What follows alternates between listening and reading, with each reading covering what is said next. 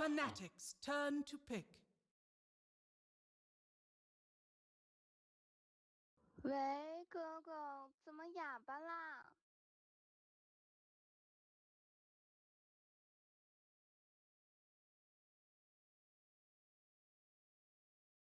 10 seconds remaining. 5 seconds remaining. OG's turn to pick. RAZER. OG's turn to pick. Turn to pick.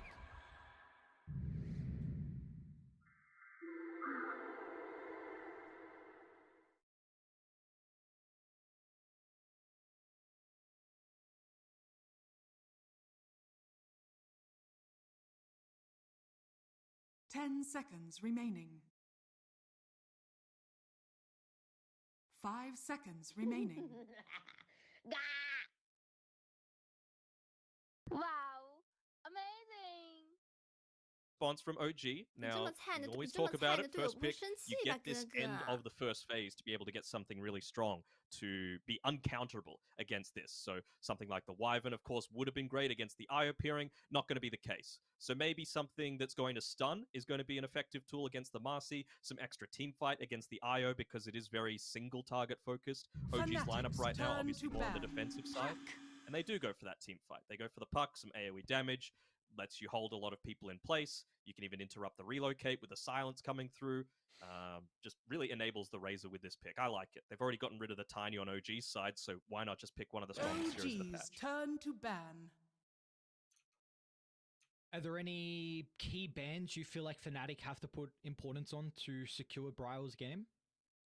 Maybe the Kunkka needs to come out. Obviously, we FANATIC's see turn to Kunkka ban. and the Tiny as the big two against the puck in particular. Although OG, I really wouldn't be surprised to see them pick a Void Spirit. It's something that BZM has been playing a lot. It really does come down to a skill matchup then in that mid lane, but you've got plenty of tools to be able to disengage against puck, Razor. 10 seconds You remaining. also have the potential to flex it into the off lane if you're really wanting to. Amar plays a 5 great Void seconds Spirit as well, remaining. so really wouldn't hate to see them either ban that on Fnatic, or I think we're going to be likely seeing it picked up on OG side. 你这么菜，你的队友不会生气吧，哥哥？ Overall as well, when we're looking at the Marcy played, well, at least pick from OG, are you expecting it to be in a particular role? Because often OG like going for their Amar hero in the first phase. So are we reading this like it's more than likely going to be Amar playing the Marcy in the off lane? Oh, I wouldn't say that. I mean, Amar likes to scale, and Marcy does not scale. That's the thing, right? Like, you need something that's going to be able to get you this farm. So I think Tiger more likely to be the one playing the OG's Marcy, turn to and ban. then really just, again, using all of those support toolkits to just make him massive. Honestly, it could be an off-lane IO coming through, like a position 4. Seb might rotate. We saw at the Stockholm Major, Tiger really took on much more of that position 5 role, even though he wasn't it in name. 10 In seconds action, remaining. he absolutely was. Seb was just yoinking all that farm. 5 seconds remaining. See, so far, Fnatic are going to follow with the Bristol ban at least. A hero that I think will be incredibly popular throughout the FANATIC's ARLINGTON Major. turn to I mean, this ban. hero is incredibly strong at the moment, and something that would be very difficult to deal 你 with. 这 An 么 IO 菜，你的队 Bristol 友 back 不会 pairing 生 is 气吧， no 哥 joke of a 哥？ combo. Really looking to slow down the pace, both of these teams, right? The Enchantress, the Beastmaster's gone. Night 10 Stalker, seconds typically one of the remaining. weaker laners, but obviously paired together with a Marcy or an IO, incredibly strong. 5 Same sort of thing seconds with the Bristle remaining. back. So, yeah, it's really just going to be on OG. What hero are they going to be able to pick up to be able to respond to this? I really think the Void Spirit is the one, but you could also look to go down the route of you kind of want it to be revealed where exactly this Razor is being played, because it's not a terrible Slardar game. OG's turn Yeah, I mean, to IO ban. Slaughter is an incredibly strong lane. Puck with the low armor that he does have, and there you go. Nice call, Fnatic. Get rid of the Slaughter, so they won't have that OG's capability to go turn down. to pick. Looks like they're putting a lot of FANATIC's emphasis just turn on the to minus pick. armor. And Storm OG, Spirit. they're 你这么菜，你的队友不会生 Ooh, 气吧，哥哥？ Turning back time. Oh, Storm Spirit. What is going on? I mean, if you're going to play this Storm Spirit, I think you need to always play it with a steroid, and the IO definitely is that. So I wonder now if Fnatic are going to 10 change tact. seconds Most of the time, remaining. Dubu plays these really squishy backliners that are able to have this 5 big team fight seconds impact. You know, remaining. your Wyvern, Dazzle, Chen, Warlock, These styles, maybe even a Bane, but maybe he's going to go into something like an Undying now that really just needs to get off a ability to have a huge impact. Maybe it's going to be an Ogre who's, going to be very tanky to go through.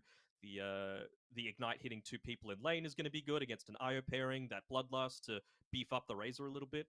I wouldn't hate to see them go down that route, but Dubu really has been going purely for these lane sustainers in recent times. Yeah, and like you said, that's not really something you can go down here against the Storm Spirit. So it's going to be interesting to see. I mean, the Ogre really buffs up your Razor.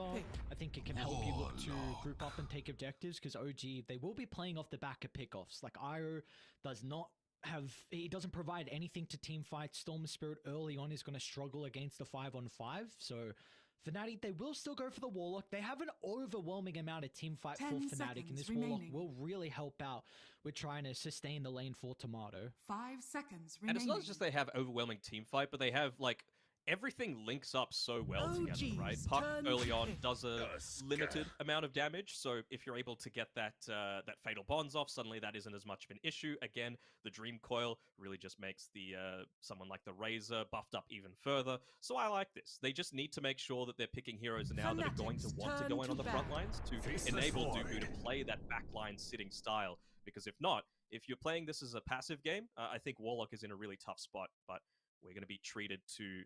I'm hoping we're going to be treated to a DJ Tusk and not a Jabs Tusk, because you know how I feel about the offlane Tusk.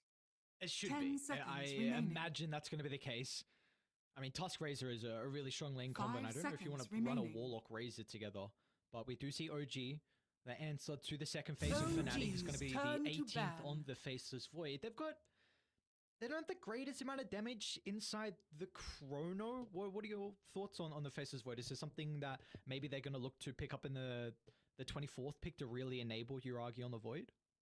I think they just wanted to secure something that has a disengage for the static link, right? Like, if this Razor is being played in the off lane, you just want something with a jump, and I feel like the Faceless Void is a little bit stronger. Plus, the time dilation with the Aghanim Shard is really effective against the Puck. You just lock her out of the team fights pretty nicely. So I don't hate this Faceless Void pick, but like you said, they do need to pair it together with something that's going to be able to do some damage into that Chronosphere. Maybe a DK, maybe an Underlord potentially.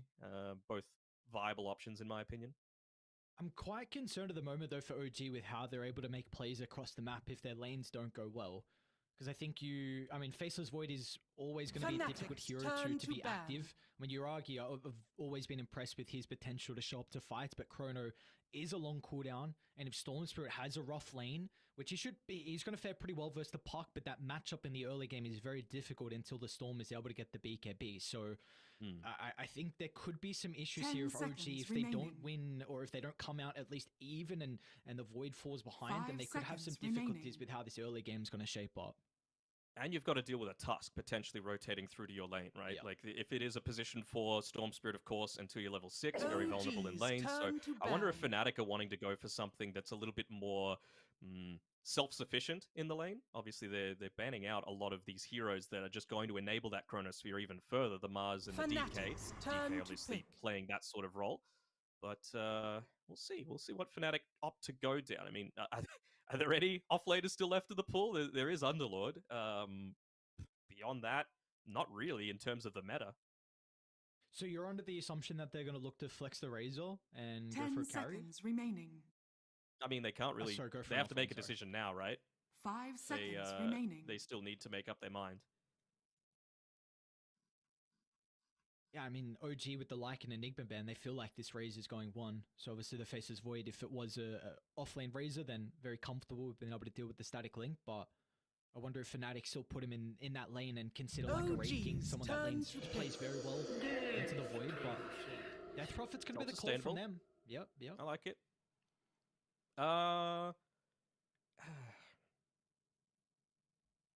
I'm just struggling to see what they do once these BKBs come online on OG. Like, it feels like they're going to be heavily lacking in damage. 10 seconds remaining. If Fnatic have those items to be able to just run into them. So is it on OG to play a little bit more aggressive? Like, could this be the Void Spirit pick? Again, like, it's good against the Death Prophet. You do that burst damage before the Spirit Siphons are able to get off. You chain stunner. You can get away from the Razor. It's not a horrible lane. You can do a little bit of damage inside of the Chronosphere. Where do you put the Storm Spirit then if you go for a Void? I think it'd be an Amar Storm Spirit, Void Spirit if that's the case. Oh, some crazy stuff coming up for OG potentially in this game one. Are you? I mean, that's what we're all here for. Game one, we saw Riyadh, and the teams have had a little bit of time to get creative and prepare for this game, and then you come out with an offlane Void Spirit. You got a Storm Spirit as well, a hero we don't see often. What else is in the pool? Let's have a think through it. There's like Necro, Visage, Dawnbreaker's still in the pool. Brewmaster is still in the pool.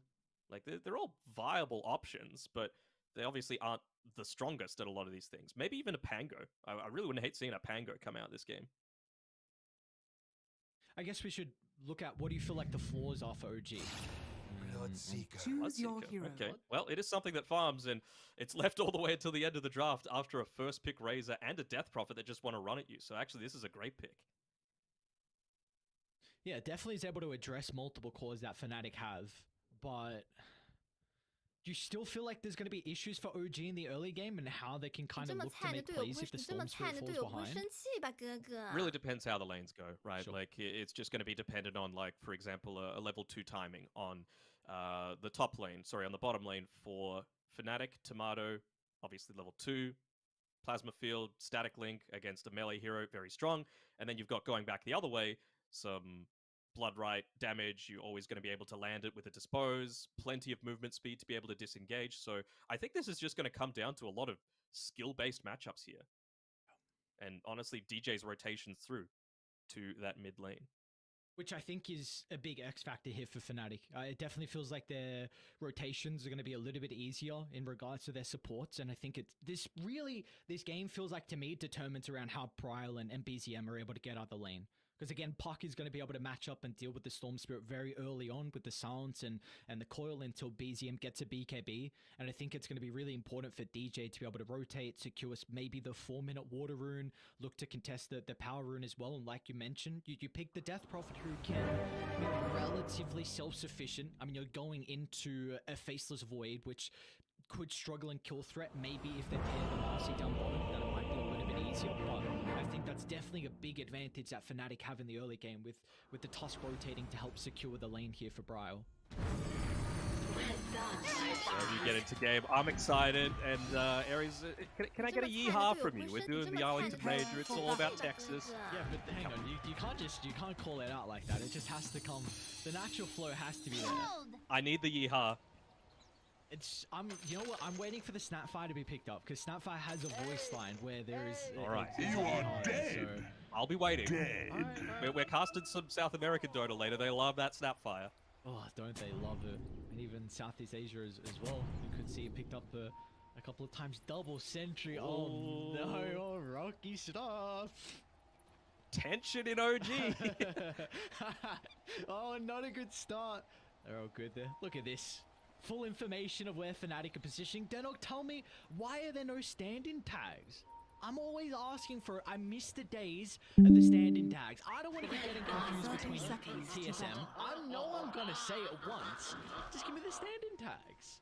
Well, you're Mr. Storyman, so it's your job to make sure that you get it right. Okay. Just do better. Do better, I suppose. Yeah, easy. They could definitely make it a little bit easier, can't they? Just help out a fellow brother. Jabs is cutting, he's leveled up the Crit Swarm as well, so he doesn't have that sustain from the Spirit Siphon. A little bit lucky that he has the team backed up there and there's not going to be the assistance coming through from the rest of the team. Honestly, a little bit surprising as well to see the Bloodseeker going together with an Io. Obviously, it's a strong pairing, but I feel like that synergizes a lot better, the Bloodseeker with the Marcy, compared with the Io. And then you've got Marcy kind of sitting up top here with the Faceless Void, not really doing all that much, in my opinion. Yeah, we see Tiger has gone for the Orb of Venom at the level 1. So do you feel like they're going to look to play pretty aggressive from OG in their safe lane? I actually never realized how high Marcy's base damage is. 60 is a lot when you're trying to trade against a Tusk who, like, he is a brawler. He wants to be doing that sort of thing. So maybe especially now, considering they saw the Spirit Siphon not leveled. The dusk is always Rolling, man. I don't know who's going to come out on top. Jabs, he doesn't have the Fairy Fire to play with, and Yuragi swipes first blood in our game 1. DJ was trying to chase down Tiger to get some revenge, but OG, what a way to kick off that first game. We've seen DJ be able to carry games from that position 4 role, so he gets all 3 of those creeps while he was sitting under there. Nothing lost outside of that first blood for FANATIC. Yeah, now especially it's so important for DJ to secure this for Jabs. He wants to make sure he's level 3, and he wants to make sure that he does it safely. Here we go again. This time maybe for Tiger. They're about to get to level 2, but the creeps aren't falling. Oh, so close to finding that little bit of experience required for Tiger to work with the rebound. It was 4 experience shy. No creeps went down, unfortunately for him, so there we go. FANATIC able to rectify that previous gap, but Tiger will come back with some extra resources to play with now, as we take a look at some of the other lanes and how they're shaping up. Bottom, of course, Tomato and Dubu in combination together. You mentioned Amar's going to be playing with Seb on the IO. Now, how do you feel like OG are going to be able to maximize this lane? Of course, RAZER, an incredibly strong laner. Are they going to look to play a little bit more passive and off the back of maybe the hard camp pulling? Or can they maybe battle for the lane that FANATIC has? I would say that we've got Dubu here with a Shadow Word ready, and he's just completely bullying Amar away. The thing with this, it's particularly level 3 that you're looking for on this bot lane. Against an IO, you want to be able to like out. The shards is going to hold him back at the moment, but Yuragi instantly time walks over. The blockade was not enough to stop OG. The second kill picked up for them in this top lane.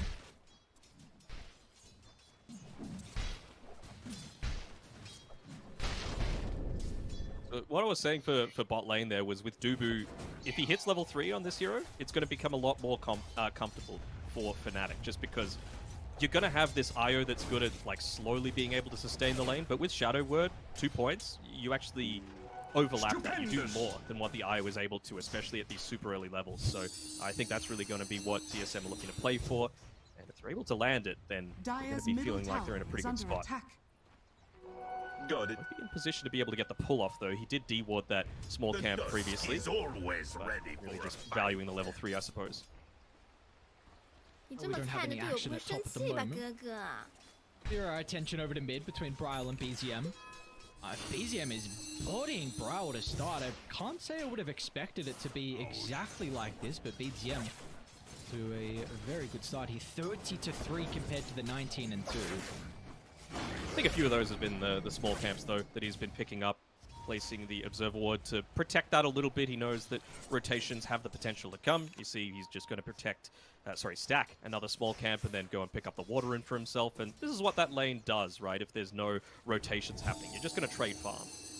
Oh, Bryle actually looking to try and steal that camp away from him, but run a little, my guy. Maybe just the experience is what he wants.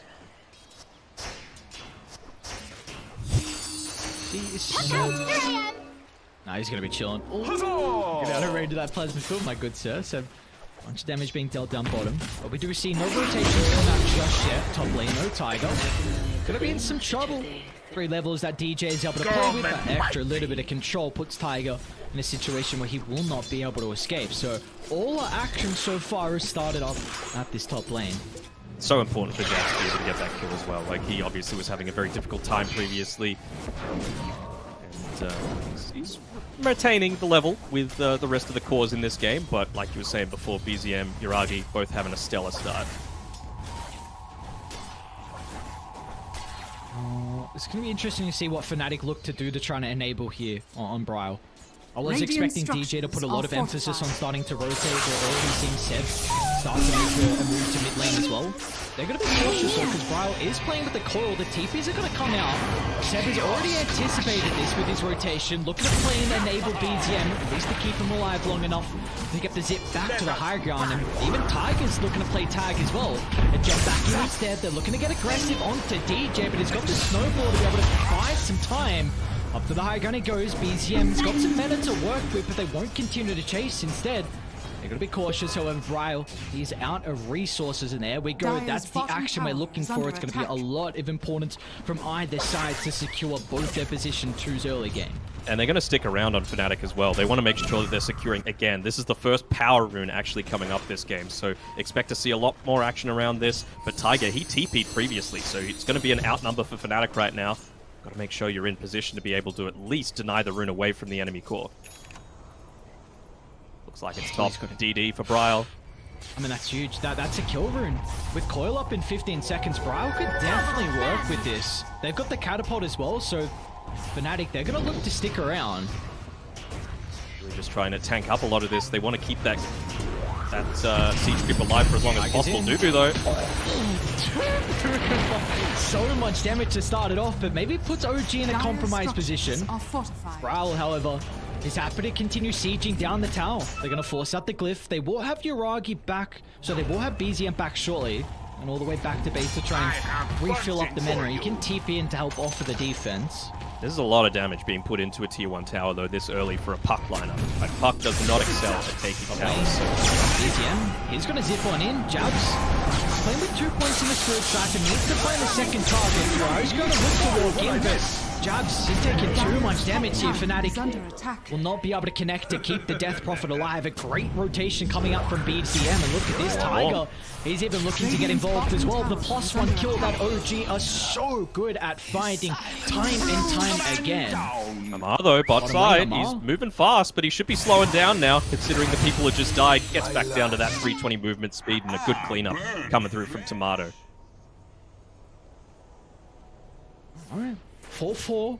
Even start, OG. They do have a minor net worth lead, but do you feel like there's any person that you're expecting to maybe have had a better lane than what we're seeing so far?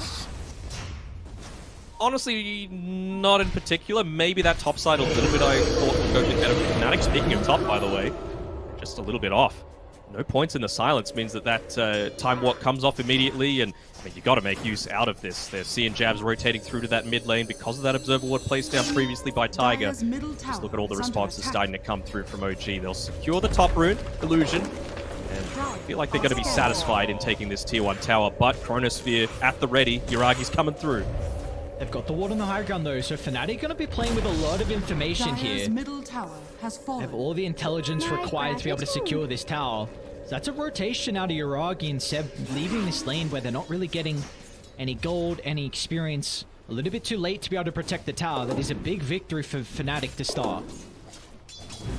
Now, the one thing that I'm not as certain about this game is Tomato's choice of items. Yeah, I just saw that. Is going into a hand of Midas here on the bottom side. So, I mean, you always want attack speed. It's obviously very effective. Maybe they just really want to make sure that they're securing these targets and blowing people up. And speaking of Tomato, DPs are starting to come out, but Tomato, nice rotation. Bryle drops the coil onto 3. They'll get the kill into Tomato, but what is the price to pay? The Seb, he's not going to be able to escape. DJ is on point. A beautiful shards to block the escape avenue as FANATIC show up huge in the rotations. Yeah, really nice rotation coming through. And the happiest one about all of this is Jabs. He just gets to sit up top, continue to farm up, continue to get... Like, honestly, like, level 10 is that big timing that the Death Prophet has, where you've got the full points of the Spirit Siphon. They just want these BKBs coming through for FANATIC right now.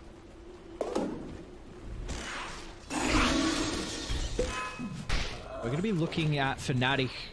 You've got EXO up in 40 seconds, so what do you think the game plan is going to be for FANATIC with that exorcism? How are they going to look to use the second ultimate of the game? I mean, they just want to take away more and more space that Yuragi's able to farm. Where OG have looked weakest is when the enemy team has just gotten super aggressive. Teams like Nigma are some of the best at being able to do this. So, you know, you've got a Tusk lineup, you've got Puck, lots of early game rotations are possible. So, see if you're able to do it. Tiger, focus of DJ for now. Shards a little bit off the mark there, Mr. DJ. This is right. This is going to be a big rune here for BZM. Picks up a double damage rune. They see it, though. So Jabs is going to be able to play accordingly around it. They're going to be saving TPs on FANATIC, but Uber doesn't have one. And Razors is on cooldown for another 25 seconds. So the move, maybe looking to use the bait in the lane for Jabs, or maybe just try and go for a gank as well. That Dream Coil. Uh-oh, not only the coil, but they've got the chaotic offering as well to work with. Bryle anti ultimate. Oh, they cancel the relocate as well. Gubu, a perfectly placed golem, is going to be able to stop the defensive factor of getting BZM out. And now Uragi, his time walked in as well. Uragi's going to be in a little bit of trouble, considering about dropping the chronosphere to turn him around. The shards is off the mark, though, so they will not be able to protect Bryle. But they haven't killed the puck just yet. Bryle still alive, gets the jaunt down for the tower. They see him. Should finally finish the job. So OG, 2 cores go down. It's a hefty price, but at least they finally get the puck. They do, but all this while, again, Jabs is just being left on this top side. Siege creep wave coming through, exorcism used, another tower. So not only are you denying away a lot of that net worth from just killing people, now the map is shrinking. Really big plays coming through from DJ in particular. He always seems to level up on land, this guy. DJ is an absolute baller. A lot of people look at him, like you mentioned, can make these incredible plays. And the pressure is on. I guess we're looking at OG and their offlaner in particular, Amar. He hasn't been getting as active, and the big reason why he's at the position he is in the net worth. He's going to be working on this Maelstrom. Amar is definitely that greedy offlaner. The Bloodseeker can't really get involved too early on, so just looking to play around his own farm. Radiant's bottom tower. Really want to try and get aggressive. The double damage. Look at this bottom lane. They just blow up Amar. Now Tiger's in trouble as well. FANATIC making sure this tower doesn't go for free. And back in the river though, Jabs, he's going to be in some trouble. Playing with the Spirit Siphon. Dubu nearby as well with the 3 points in the Shadow Word. Is the sustain going to be enough? It's not. DJ with a snowball and cooldown can't buy some time for the Death Prophet. But the rest of FANATIC are looking to rotate. They will make sure that is not a free pick-off. At least they find something out of it. And not only that, on his way, Bryle made sure to pick up that regen rune. So again, just denying more and more of that rune control away from the Storm Spirit. And honestly, he doesn't even feel that afraid of playing up on this top side. What's the Faceless Void going to do against him? Maybe once he picks up the Mithril Hammer to complete the Maelstrom, if he goes into the Mask of Madness as well, you've got the risk of dying on the puck. But until that point, I think Bryle could just continue to play a little bit more aggressively and ballsy.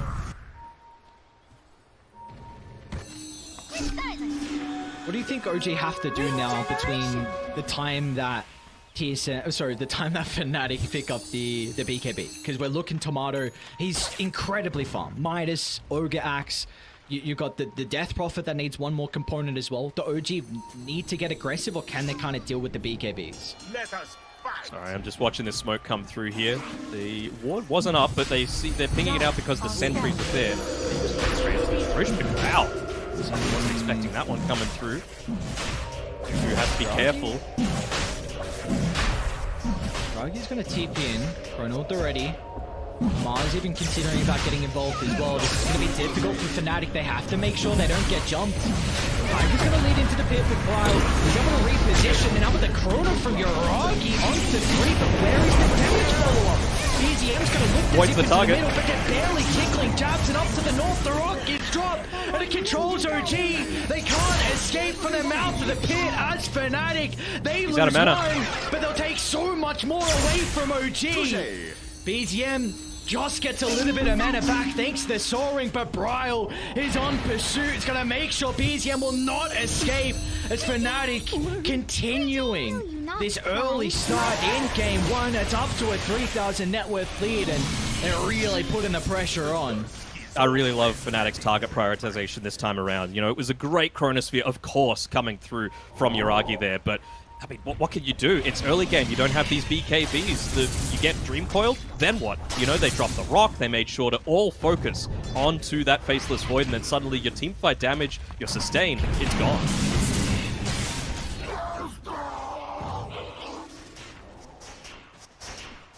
Really trying to see what the plays are going to be for OG. This is something we were mentioning in the draft, that it's going to be difficult for them to control the tempo early on. IO lineups, that's what you thrive on. Being able to get a kill into a +1, always having this global effect. But FANATIC are the first ones to jump, and they've got the team fight advantage as well. So as long as they group up, it's going to be very difficult for OG to play with. We do see Tiger throughout the jungle is going to be in a bit of trouble. Runs into multiple heroes on FANATIC, and look at them instantly to top lane. They see BZM.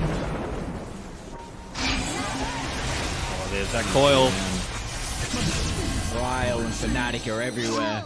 an easy kill. It's vision. That's all what it comes down to. This deep observer ward that FANATIC are able to play with, and you got excellent 25. So you're going to look to be... You could probably consider Roche. It's still relatively weak. Yeah, I think we're going to have a little bit of a downtime as these ultimates have made come up off cooldown. And speaking of Roche, you might be able to see a bit of a replay of that previous fight. Like, it was just so damaging what that did to OG and their tempo. They felt a little desperate. They want to go for this aggressive play, but Tiger just committing a little bit too deep there. You've used all of your movement spells. He was forced to back up a little bit. He gets picked off early on, so you don't have that continuous sidekick. You don't have the sustain. And again, it's just, they're pinging the void right now. They're saying, kill that void, because while people are locked down, while they're silenced, you just feel so much weaker. Time is really money. great fight coming through from FANATIC once again. We are going to be looking at the Orchid shortly out of BZM. Amar still a little bit away from the BKB as well. Uragi's got his Maelstrom, but that really is just his farming steroid. Tomato's BKB's up. Ooh. So there goes your Orchid potential. It's going to be very difficult. Maybe they might have the burst between the Storm Spirit and the Marcy with Unleashed to maybe get a kill before... I don't know if you can get rid of Razor. 1600 health, working Sanj and Yasha next. Maybe they might have a window before Tomato gets a little bit of stats, but this Orchid is not going to help out drastically unless you deal with these supports at the start of the fight. Gonna push out this one more wave, and it looks like they're getting ready for a smoke again on FANATIC. I really like that they're just continuing to up the tempo here. Move on forward. Have to be careful about smoking underneath this ward, though. Well, they don't do it, but they're going to see DJ walking towards that Roche pit, so it's going to give them plenty of information on OG's side, but this is exactly what they need to do. I'm a little surprised that they didn't go for it sooner, but maybe just wanting that Death Prophet BKB as well, the level 2 in the Exorcism. Not that they need it to be able to take the second Roshan. Right now, OG, they're suffering from damage issues. Orchid will help a little bit, but certainly not enough. Like, this isn't the old Orchid. This is attack speed and damage. No int, and barely any mana regeneration for someone that needs it. OG, they do a very good job, though, at least recognizing this... What's up? I think they smoke just with Tomato still underneath that vision on the high ground, so we'll see what ends up happening. I think they're pinging it out now. Bryle just pushed the wave through and then started right-clicking from the middle of nowhere, so they understand what's coming. Playing around those wards very effectively. BZM, he reacts fast enough. I do like what OG do, though, with not contesting that Roche. They recognize that first Roche, it's not the most important thing in the game. Second Roche is a lot more difficult to give up for free. And their call, they just look to push the side lanes in. Bottom gets pushed in, BZM, they even smoked him to try and push mid out. They wanted to get the map control, so when FANATIC get out of the pit, they have to first deal with their waves, and once they've dealt with their waves, then they can look to take objectives. So now that they've got this mid lane shoved out, you can consider taking top. This means that OG, they've got all control of bottom, so they are still continuing to find their farm. Yeah, but I don't think FANATIC really cares about bottom right now. Look at the heroes on OG. They're all pretty terrible at taking towers, so it's a tier 2 tower. They're just going to rely on that one to be able to do on what's pushing out for them. Bryle, he's got the blink and haste to be able to close the distance. BZM's going to be in trouble. They caught him out. The Storm Spirit's got some heroes playing behind him, but there's nothing OG can do. Once again, FANATIC across the map with ease. They're going to be cautious top lane, though. Jabs is by himself for the moment. Tomato is actually nearby. Look at the damage of the Sultan on Uragi. Got him. Oh, no. Jabs just rips them apart one by one. They stand no chance in the off-lane Death Prophet. You're even going to have a little bit of that residual damage coming through from the Exorcism from this tier 2 tower. Won't be enough to take it, but with that glyph being used, it really does feel like OG can't do much to prevent at least the chip damage. Maybe they do take it. Who knows? FANATIC are on a roll right now. That they are. 7,000 net worth lead. Ages in the hands of Bryle for another 3 minutes here to work with. You're just going to continue to lose map control. Dire, they are playing with no wards at all. And it's not a lineup that is very easy to split push the map and maybe force FANATIC to play the side lane. So this is going to be difficult. I mean, you see that? They have to relocate to try and get the lanes out. That is just... That shows the state of the game that OG are in. The game can change if OG have time to get their items, though. Like, this is certainly not over. Oh, DJ top. This would be a big kill. Or kill streak. There you go. That was Tiger and Storm Spirit, like I was mentioning before with the Unleash, but they're going to be cautious how long they stick around. OG, with that pickoff, are going to look to invade into the jungle, but FANATIC, they are ready to be able to combat this. Also, the Arcane Rune to play with too. The Arcane Rune is just so much to have to handle. But yeah, like I was saying, OG, this is their style, right? They play the tri-core, they want to farm, they're a little bit greedier.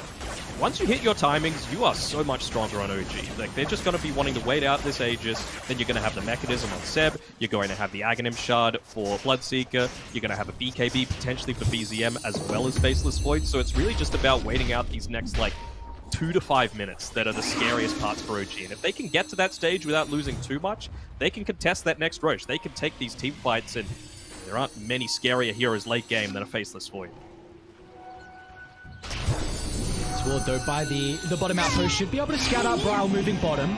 They need to run into Seb. They haven't caught the 15 seconds on the reload though. Tomato's going to be able to find him, and oh, look at that, a defensive chrono forced out, but Dubu drops the rock. They've got the snowball to cancel the TP as well.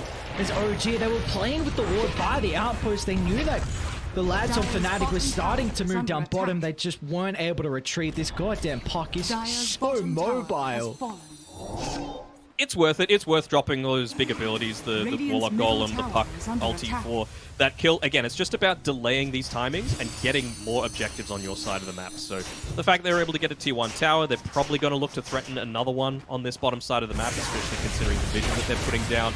It's a race. It's a race against time right now. You got 30 seconds left on that Aegis. Brile again just gets another one of these power runes. It's an illusion. We're going to see 7 in the tree line. So another freebie coming through from FANATIC. And you are... This T2 tower will go uncontested, so FANATIC is just getting whatever they would like across the map. They don't want to lose any more space to be able to farm. Again, like I said, they are a greedy team. They want to make sure that all 3 of their cores can continue to farm. And, you know, to their credit, BZM and Amar, while Uragu were dying, were on opposite sides of the map, in mid lane as well as top, making sure to secure that farm for yourselves. But this kind of feels like a bit of an all-in play, right? Using that glyph means that if you lose the next team fight, you might lose, honestly, the game. At the very minimum, a couple of lanes of racks. Raji, he jumped in, and he's not going to be playing with the BKB. They're going to look to target Tomato down, but a Snowball will buy some time to get the abilities off and turn towards the backline. They're trying to deal with Seb at the moment. Meanwhile, inside the middle, they've controlled BZM with the claw. They still haven't even dealt with Tomato as OG. The damage issues are really starting to be prevalent towards the middle stage as they do at least get the relocate out, but we just see they don't have the answers. Jabs is so sustainable. You've got Dupo as well with the max out Shadow Word. DJ with the save. It's looking really rough here for OG. I'm struggling to see a way back in. Oh, there's a way. It's around that second Roche. Again, they just haven't reached their timings yet. You saw there with the silencers coming through with the Dream Coil. Storm Spirit is still super vulnerable. Same sort of thing with the Faceless Void, right? He's level 12 right now with 6 levels behind this Razor. But a good Chronosphere and a couple of BKBs can turn everything around. I'm telling you, OG are never out of this game. Well, let's see what they can do to kind of set themselves up for that, because it is going to be difficult. You're playing... A Faceless Void is never a hero that wants to be the first one into the fight. So maybe it's going to be off the back of a Mar just kind of rupturing a target, forcing FANATIC to break the formation. Maybe that's when Uragi can find an angling to drop the Chrono. It could also just be BZM that tries to zip towards a support. Then that's another way that FANATIC, they might have to kind of move all their attention over to maybe protecting the Warlock, protecting the Tusk, and then that could find an opening. But it is difficult for the moment because FANATIC have done a really good job to make sure they are not grouped up in these fights. They're not grouped up in the fights, but they're grouped up around the map, which I like. You know, that's the way that OG are going to be able to get some of this free net worth, basically, right? BZM being able to zip in, get the Orchid off, relocate comes in as well, and then you're able to get a kill where you normally wouldn't. But they're just staying relatively close by, meaning that you're going to be able to overwhelm them with a lot of this aggression. And look, BZM get really aggressive. You see how desperate he is for that BKB gold. He's kind of panicking right now, stuck in 2 minds of, do I go for kills, do I farm? But he's so close to that BKB that he just needs to farm. Void as well, only about 100 gold away, so this is it. I mean, OG are able to get these couple of items. You got the Mechanism coming up in 60 gold as well for Seb. It's a lot of extra sustain that they haven't had previously. And they do have places to fight as well from OG. We take a look at the wards that they're playing with at the moment. Kind of 2 towards the bottom side, which is going to be really important. So maybe if they can get this lane shoved out. Look at that. That's what they're looking for though. Like you need to get this lane shoved out, force FANATIC to come back bottom, and then that's when OG can maybe part their way to this bottom outpost and look to take a fight around their vision. Because when you're behind, it's always, regardless, you're behind, ahead, you need to fight with vision, but there's more importance on it when you are this far behind. You just need to somehow find that extra little percent that can help out in these team fights. Bryle as well, having freshly picked up a Lincoln Sphere, going to do him a world of good. Going up against the Storm Spirit, of course. Him as well as Dubu are the main targets on that round. Onto the toss, Jab's going to be nearby to try and break the combo. And Jab's going to be playing with the exorcism as well, but the rest of FANATIC a little bit too late to connect. TJ's going to be able to blink to the northern side. They still haven't dealt with Jabs just yet, but there's the rock. Holds them back. Brian's in the middle as well, and they get rid of the Faceless Void. No threat of the Chronosphere to turn this team fight back around as FANATIC. They'll find a second. Moving into the tree line they go as well, catching out Seb. There'll be no escape for the Ball of Light as FANATIC. A worthwhile sacrifice from the offlaner, and the rest of the boys show up in the nick of time. Yeah. Great play again. Receiving a bunch of tips is DJ. Like I said, this guy is a beast. He is an S tier position 4. Just being able to stall out. Make sure that the rest of the team is able to connect through, and that's the power of the Warlock. You've always got that turnaround potential. Even then, BKB's first one's being used. Maybe if that Chronosphere goes off, it goes back in OG's favor, but he just exploded with all of that damage coming through. And now they're going to be looking at Roche. Look at that old chat. is under attack. Oh no, this is not good. This was what you were asking for, Dano. This is what you were saying, that maybe OG, they're looking at second Roche to be able to group up around a choke point, get that chrono, and if they can get the Ages and Shards somehow in a successful fight, then there could be avenues back in. But FANATIC, they take it, and they don't even need Exo to take it. Yeah, I mean, they have so many ways to be able to take fights now on FANATIC. That's the big benefit of them, right? They can have the RAZER go in first because he's incredibly tanky and he's got the Aegis. You can have the Puck go in first because we've got the Dream Coil. Violet, he gets the jump. Ooh, nice chrono. Beautiful chrono from Uragi, and they're going to be able to bring down Bryle. Okay, OG, can they continue with the start they've had so far? They're going to try and chain this into the task kill, but BZM is going to be conscious of his mana pool because it's out. Tomato chases him down. They get a 2 for 2. They'll look to Uragi next. A BKB and a time walk up to the high ground. But that is some signs of life, honestly. How much gold do they get out of that kill on Bryle? About 500. 500 for both the Faceless Void and the Storm Spirit. It's not terrible. The bigger difference is the XP change. You know, I was saying before the big level differential between the RAZER and the Faceless Void. It's still the same. It's still 6 levels, but it feels so much better being a level 15 Faceless Void just for that little bit of extra talent. It feels like you're scaling a lot faster than this RAZER is. Maybe just getting a little bit keen as well on FANATIC that time around. You know, if they have the chaotic offering, that doesn't happen. You have that turnaround potential to be able to interrupt a lot of that damage. It's Tomato just charging at Tiger as well. Tomato's looking for the freebie and he might be able to find it. Easy use of the dispose. Tiger's out of there. But back to controlling the map. Desperately want that extra experience, and Dubu's saying, no, this is out. That would actually be pretty huge if they're able to give the blast rig over to Dubu. Feels like that's going to be the main source of damage coming in onto him. Tomato just recognizes how strong he is in this game, just charging up a higher ground without seeing anyone else. And this will give them control of the triangle now, so an opportunity where they can maybe deward and take away a position that OG could look to set up a fight. Yeah, this is it. This is FANATIC's big opportunity. Ooh, nearly able to catch him out. DJ was in the perfect place once again, just not quite able to land that stun combination.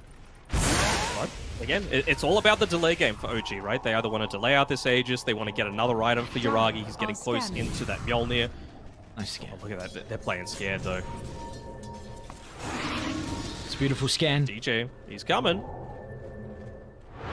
We're able to catch them. I love this as well from the rest of FANATIC. 2 heroes go down bottom.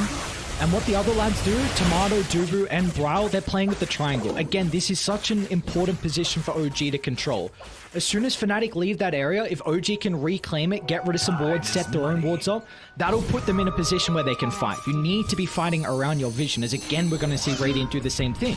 Charging top because they see OG, they're just going from lane to lane, sweeping across the map, making sure OG cannot set themselves up in a position to take a fight.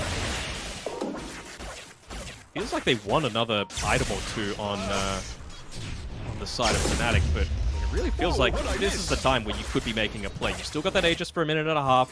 You've got Bryle, who's got that Arcane Root being used at the moment, and I mean, he's level 20. He's got that extra Waning Rift cooldown reduction, so he's just going to be basically making these supports unable to do anything. You know, there's no way to be able to cast spells in a lot of these team fights if Bryle is just there on Dire's top of middle them. tower is under attack. They go. Minute 14 left on the Aegis here for Tomato. A BKB backpacked as well and closing into the Assault Cuirass. So they feel like it is in time to be able to siege the high ground, but it's not going to be free. Look at Dubu's talents as well. He's gone the upheaval attack speed for both Razor as well as the siege creep. Really just wanting to keep them alive and even using the glyph to make sure that this push can continue. They're saying, OG, if you want to do something, you got to do it right now. Dire's The play going to be? bottom tower has fallen. Could be a rupture into a dispose, a little bit of extra pure damage, but it's not easy into the Aegis. They need to probably just let this bottom lane go for free and wait this out. 30 seconds. Bottom barracks are It's under not a long time. You know, you're not going to lose a second lane of Brax for this. Good Dire's pressure bottom barracks being put has through by fallen. Fnatic though. They had one moment where they were a little bit too eager, it feels. But ever since then, it's just back to the composed style that's been able to bring them out of that laning phase into a really strong spot. 5% win probability from Mr. Gaben. Down to 4 now, actually. That he's recognized that the racks are gone. I'm trying to see what we're looking for on OG, what they're close to picking up. The Shard can be kind of nice on the Faceless Void, but that's, again, going to be counted out if they do get in. Ragi, he just time walked into the middle, and Tiger, he also just jumped up in the high ground as well. Looking to drop a ward down to be able to play with the information. It's enabling BZM to try and deal with the backline. The Chrono's out. It's only on to Jabs at the moment, but the BKB protecting him, and Jabs, can they even get the kill to the death profit? Finally, Yuragi. The help of the Bashes is enough to secure the kill. They're going to try and turn their attention to Brow, but this slippery puck is not easy to control. Still, though, that's a buyback being used by DJ and a couple of kills. You know, they also don't exactly have that vision control, but Ryle, he feels invincible. This guy's ballsy. He's got DJ to be working with as well. Tomato's going to look to charge in the middle, but there's a tier 4 towers, lads. You have to pay some respect. The Fatal Punch onto multiple heroes, though. Look at Fnatic. They don't give a damn. They want them out of this game. They've had firm control. he just got back. Buyback and into an instant dieback, and they've had enough as OG will tap out of game 1. Fnatic, with only 2 of their main members from the roster, come in with 3 TSM players. Really strong. Man, that was the fastest dieback I have ever seen. He just straight up into it a couple of seconds. I know you're looking for your hat, but this is, you know, you put some respect on the TSM boys because they came to play. You know, they did a very good job pairing together with the Fnatic members. And yeah, I mean, a lot of people were putting Fnatic down at the bottom of their tier list rankings. Looking at you, Aries. But they're a force to be reckoned with. It's game 1. But yes, you are right. They are forced to be reckoned with. They looked incredibly strong in this game, and something we were mentioning a lot the early, kind of throughout the draft and the early game, we were really saying this game feels like it's on Bryle. This Park has to have an incredible game. They need to enable him. They did just that. We saw the rotations coming out. Really from when he got that level 6, we saw both teams, their supports collapsed on mid, looking to get the kills and try and keep BZM alive. But if the Storm Spirit didn't have a good game, there was no ways they could make plays on OG. It was just very difficult. That Bloodseeker wants to scale. You want to get to that later stages, the mid game. Maelstrom, BKB, they're going to have a really good BKB timing, but there's that awkward period where if the Storm Spirit dies a couple times to the puck, then you don't have a playmaker and you can really start to fall behind in map control, and we saw just that. Yeah, I think it was an excellent draft by FANATIC. They countered exactly what OG liked to do. They picked up the aggression with heroes that were good at team fighting, abusing the fact that the enemy team doesn't have BKBs when they pick up their own BKB timings a little bit sooner. And I think DJ as well as Dubu played incredibly well that game. Only the one death for Dubu, and it was on the back of these other heroes that he was paired together with, right? Tusk doesn't hate going in first or second. Puck wants to, Razor wants to, Death Prophet wants to. So life is so easy for this Warlock, and I feel like that's who the main focus was when they made that almost suicidal dive into the high ground. They just wanted to find the Warlock so that that Fatal Bonds wasn't a factor, but that's what happens when you don't have that vision. You know, Tiger put his life on the line for it. Wasn't enough, though. So FANATIC, surprisingly enough, take game number 1. And we got a game number 2. These are best of 2s, so chances for OG to be able to get their revenge. Yeah, that's the main thing. Of course, they potentially have an opportunity to be able to find that revenge, but it's going to be a question if can they set themselves up with a strong enough draft and be able to execute it in the early game to build that momentum. As Denog is able to find his hat, and we shortly will have a game 2 on our hands after the break.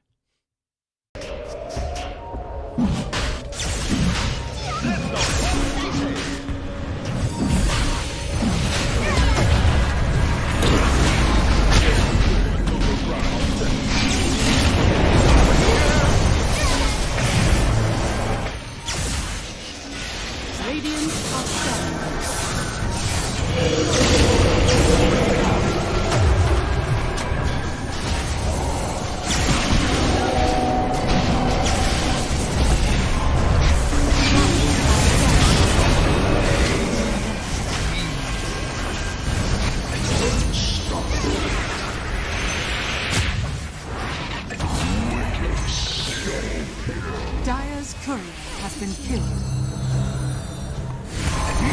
Dire's middle tower is under attack.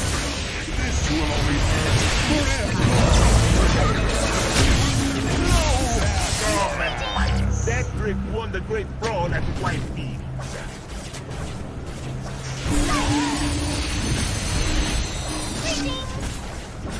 FANATIC victory.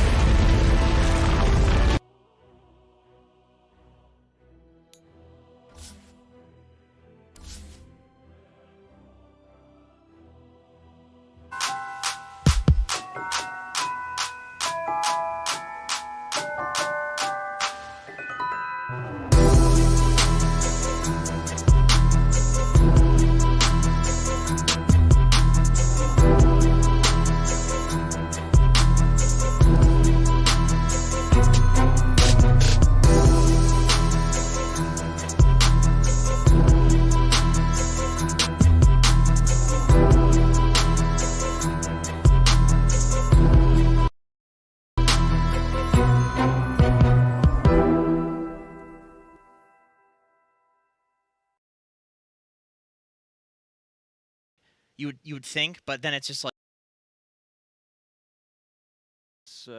did pop game and hoping that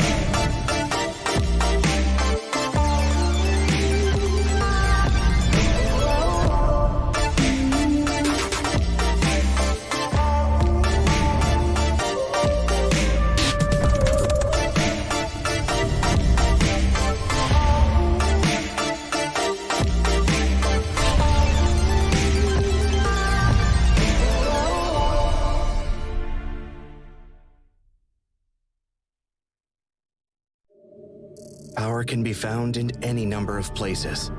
Scientists will tell you that it comes in newtons.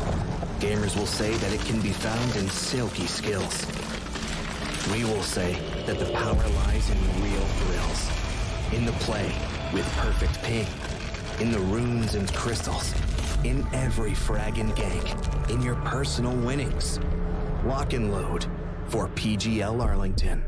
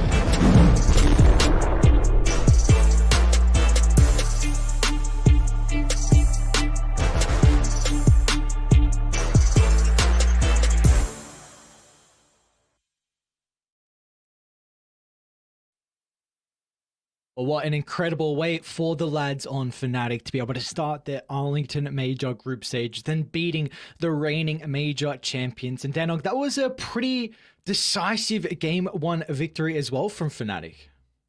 Yeah, convincing. Like I said at the end of the game, it comes back to the draft. I think they just drafted incredibly well into on the back foot. You know, they drafted a Faceless Void into a puck that already existed. So you're always going to be in this little bit of a difficult spot. Same sort of thing with a Storm Spirit pre-BKBs.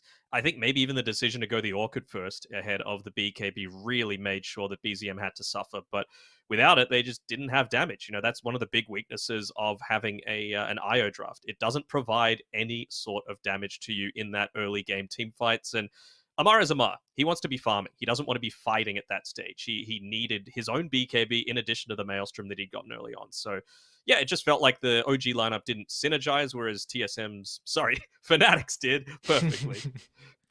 That's gonna happen. I mean, I did it once in that game, and the amount of times I was stopping myself from doing it as well. Again, I want these stand-in tags. It just looks so clean having the stand-in and the player's name. But a man can hope, and unfortunately, maybe we'll get it in the future. But for FANATIC, or I should say for OG, you mentioned that you feel like maybe there were a bit of draft issues from game one. What do you want to see them change and maybe look to avoid in the second game? Is there anything specific that we should be paying attention to? I don't think you can necessarily pick up the IO this early. You know, like the Wind Ranger was open there, and Seb plays good on the Wind Ranger. Again, this is something that they've shown that they can play comfortably, and they adjust their drafts accordingly for it. I just want to see more synergy. That's always my thing. You know me. I want synergy. If you're picking a Faceless Void, pick something that's able to do damage into the Chronosphere, or pick something that's going to, reliably find the backline. Or, if you're going a Storm Spirit, it doesn't feel anywhere near as strong if you don't have something like a Beastmaster, for example, to give you the vision that you need to find the targets that you actually want. That's what caused that crazy jump in by Tiger, just to get some vision up onto the high ground so they could find something that they wanted. But yeah, it's all coming down to the synergy and the draft, which we're hopefully going to be looking to go into soon. But spoiler alert, FANATIC have first pick again, so that's a big benefit to them. This time around, they were the ones that had the choice, I believe. So it's a really nice thing just to be able to, again, counter what Amar is trying to bring at you. And do you feel like we're probably going to see the same out of FANATIC, just those two bans onto Amar and then the RAZER first pick from them? If it's available, of course. It depends. I feel like OG, if they do that same Viper Timbersaw ban, OG might actually leave the Tiny in the pool, because it's something that BZM can play, it's something that Tiger can play, and it means if RAZER and Tiny are both in the pool, you're going to get one of them. So you may as well just pick one that has some level of flexibility, and then pick Seb like his comfort hero. I think that's the best way forward for OG. Okay. Well, it's going to be interesting to see, because of course you also have to worry about the potential for Brawl to pick up his puck again in the 8th pick. So if you do go for the 6th, 7th Tiny, or at least a different way to be able to answer the puck, probably blind picking a counter is a bit more difficult. That's where you're mentioning the Tiny, because you have that flex and it's just good overall. So at least, because there wasn't too many counters that Brawl was really playing into that game. I mean, the Faceless Void can go a little bit back and forth. It's very difficult for the Void to play until like BKB, but Chrono can be quite nice. But apart from that, yeah, it was a pretty goddamn good puck game, and they picked it up early. Yeah, that's what I was saying in the game. He felt immortal that game, right? Like he was playing so aggressively because he had the potential to. He was just wanting to go forward. If that Chronosphere was on cooldown, he was like, well, I'm not dying. I've got 2 saving supports behind me, plus a crap ton of damage from the rest of my team, plus I'm already out leveling people, plus I've got a Lincoln Sphere. Like, how is this man gonna die? So I think, yeah, if OG are able to fix up their draft, they can come back into this. Although, again, I'm going to say it's not copium. They weren't entirely out of that game number 1. If they could take that second Roshan off the back of that gank onto Jabs at the top side, the game is entirely different. It's probably still going, to be honest, if that's the case. But DJ just popped off as we head into the draft. So we'll see what the adaptation is going to be. Oh, Again, geez, FANATIC, turn to ban. Viper Timber, Tiny has been banned out though from OG. They could consider leaving the RAZER in. FANATIC pick up the RAZER, then we could see OG go for like a puck +1. Do you remember what was banned last time? I don't. I am I'm about to just pull it up. It wasn't the Nyx. Nyx was banned at the end of the second phase by OG, I believe, because they were going to pick that Storm Spirit. But still feels like a RAZER game to me. So flexible. It was the Wyvern Tiny from OG. So okay. Yeah, the 10 Wyvern seconds makes sense. remaining. is the Knicks really signaling 5 anything from OG seconds remaining. that they're looking to try and draft in the 6-7 pick? Basically, what OG is saying is, if you pick Razor, we're going to pick Puck. And we're going to then have a way to get away from the Razor, and we're not worried about the next assassin. Fnatic are just like, well, we don't care. We're going to pick it anyway. 队友不会生气吧，哥哥？ Marcy and... Please don't IO. No, it's the Puck. Like, it's pretty obvious, right? Like, you've got multiple ways now to get away from the Razor. Of course, Marcy with the rebound for herself. Also the increased movement speed, which is going to be able to counter the Razor. And of course, 10 Puck, seconds remaining. no shortage of movement and blinking capabilities coming 5 through from that. seconds So, remaining. yeah, I like this start from OG. Again, it's going to need some damage, though, to be able to convert it. It's all well and good to be able to start off, but your pickoff's okay right now. You don't have great overall team fight, though, and you don't have someone that really wants to go in first. I think that's what I would be prioritizing if I'm OG. See what Fnatic want to do to try and identify the Puck early, because that's really what you want to do. You've got the 8th pick where you can look to address the Puck and maybe protect it in the second phase, or if you want to protect the Razor, but Void Spirits is something that teams really like to pick up. I will mention Ember just because it's a Southeast Asian team, although I guess Bryle is... Bryle's player. So it's really out of the mid lanes, it's the Void, the Ember. A lot of people, like you mentioned, I think in the previous game, Conco can be really nice as well. I do not think they're going to Sometimes look for a Pango. support answer. Yep, Pango as well, with all the higher physical and a little bit of control as well. I don't think they're going to go for a support here. I'd mention some support counters, but I really think it's just going to be a call picked up from Fnatic and probably Bryle's hero.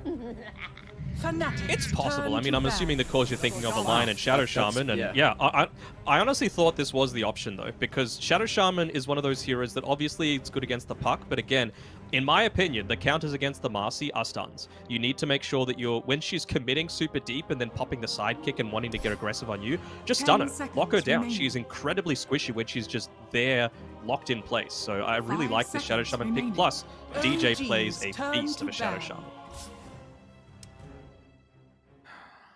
It gives them easy ways to be able to convert onto objectives as well, which is going to be really nice for Fnatic. I mean, you're on raiding. We see again Fnatic, and I'm honestly a little bit surprised as well. One thing I noticed doing prep is that Southeast Asian 10 teams seconds prefer remaining. raiding compared to some of the other regions. So you can get those towers, you can 5 open up the seconds pit, and that's remaining. kind of what we saw from their draft in the previous game as well. Tusk with a lot of points in tag team, a Death Prophet with Xism as well can just really enable that objective to be able to find once the towers are down. So that is one benefit of the Shadow Shaman here for Fnatic. Turn to ban.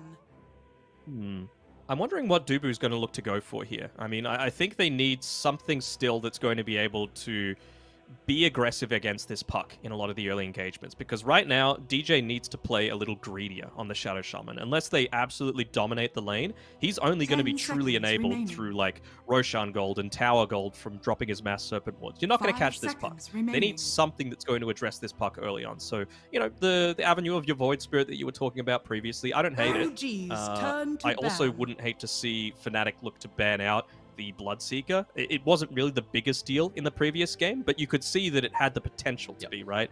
The Razor, the Death Prophet, but, you know, if you go down the Void Spirit route, you get ruptured, you can't Astral Step. You're just going to, you know, deal a ton of damage to yourself. 10 Yeah, without a seconds doubt. remaining. If they are considering about going the Void Spirit at the 16th, 17th, you can't 5 leave the seconds Bloodseeker in. It's remaining. going to be an incredibly free game. Regardless, Jiragi plays an exceptional Bloodseeker. We saw Amar, he can play it as well. So you're really going to need to cover their tracks here. And well, Fnatic, they're continuing to protect the Razor though.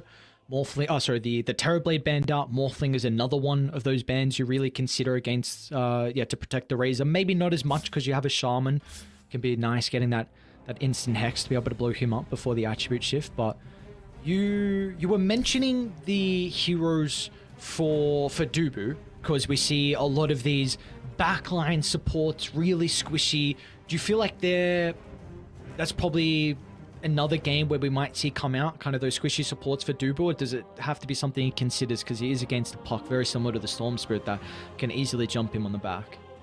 I mean, they could just go really high tempo as well, right? You could go to the avenue of like a Dazzle or a Chen or a... Like, it's not as high tempo, but a Bane isn't horrible, just if you want to be able to get that catch in place. I like the Dazzle just- call a lot. I'm a really big fan of that. I think you have a lot of synergy with the Razor and Dazzle with the minus armor. Razor Eye of Storm, Dazzle with his ultimate. You have a hero that wants to naturally run into the middle, and that's what Dazzle loves. You just bump, you chuck out the heals, the graves, being able to give Razor the opportunity to get that BKB off, get the Eye of the Storm. And like you mentioned, the ball up, you could even go into the Ag shot as well. So yeah, I really like that Dazzle call actually, and it is something that Dubu likes. It's pretty decent against the Marcian lane as well, if it is going to be, again, a Tiger Marci coming through. As long as you don't have that rebound available for yourself, you could just stand and fight and really just bully the Marci. And honestly, you almost solo killer in the lane if you just go... Dubo also goes this really cool style where he gets a Wraith Band at level 1 if he goes Dazzle. So I'm keen to see if that's the avenue that they're going for. Really just looking to get away with some of those movement abilities. This time around with the Puck, there's a little bit more damage inside the Chronosphere. I mean, of course, the Warlock is still available as well, which is another option. But then I'd be a little bit worried that they're perhaps a bit too... They don't have a support that can make plays early on. Shaman can, but again, like I said, I feel like DJ needs to be a little bit greedier this game. See, taking a lot of time with these bans from either sides. Last one's going to be the Dragon Eye. So DK and Conquer both banned out. Some of the better position 2s to be able to deal with the Puck.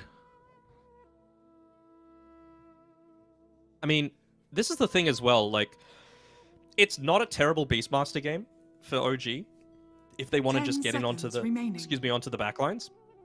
And they could look to maybe go down it at the last pick of this draft. But it's just not really an Amar hero. I think it's OG's most banned hero across everything, and they just never pick it. They never pick Beastmaster, they never pick Death Prophet, they never pick Lycan, they never pick Brewmaster. So it's like, the style of heroes that just look to get really aggressive in the pushing style, that's not what OG go for. They go for their greedy Tricore. So for now, they're just going to get Seb as Wind Ranger and not reveal too much.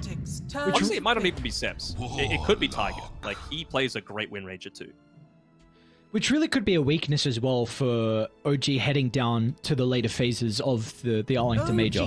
Because you're looking at what FANATIC have at the moment, and if you go for a summon hero like in Beast Visage, they will obliterate the Shaman and the Warlock. They do not have answers to that. They are very single target, so that could be a bit of a concern. And now you also block pick an Amar hero. You get the Mars out of the pool, Timber's gone, Razor's gone, Viper's gone.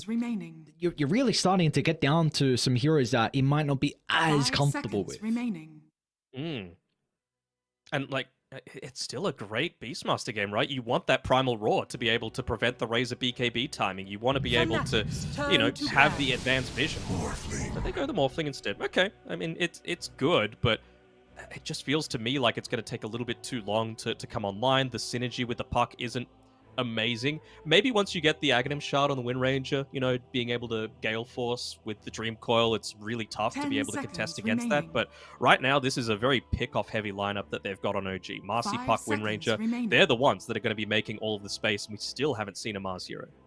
So the Morph was something I was bringing up earlier in the draft, saying that this hero does play very well into the Razor, and often when you pick the Razor, you do look to ban it out. And I thought maybe FANATIC left in the pool just because they had the Shaman, so instant jump in, get that Hex, prevent the attribute shift. They don't have a lot of defensive capabilities on OG to keep the Morphling alive, but Yuragi loves this hero. BZM can, well, you got a Puck, so that's not going to happen, but besides the point, BZM can play it, but I think against the Mars it fares really well. You got a waveform to get out of the arena.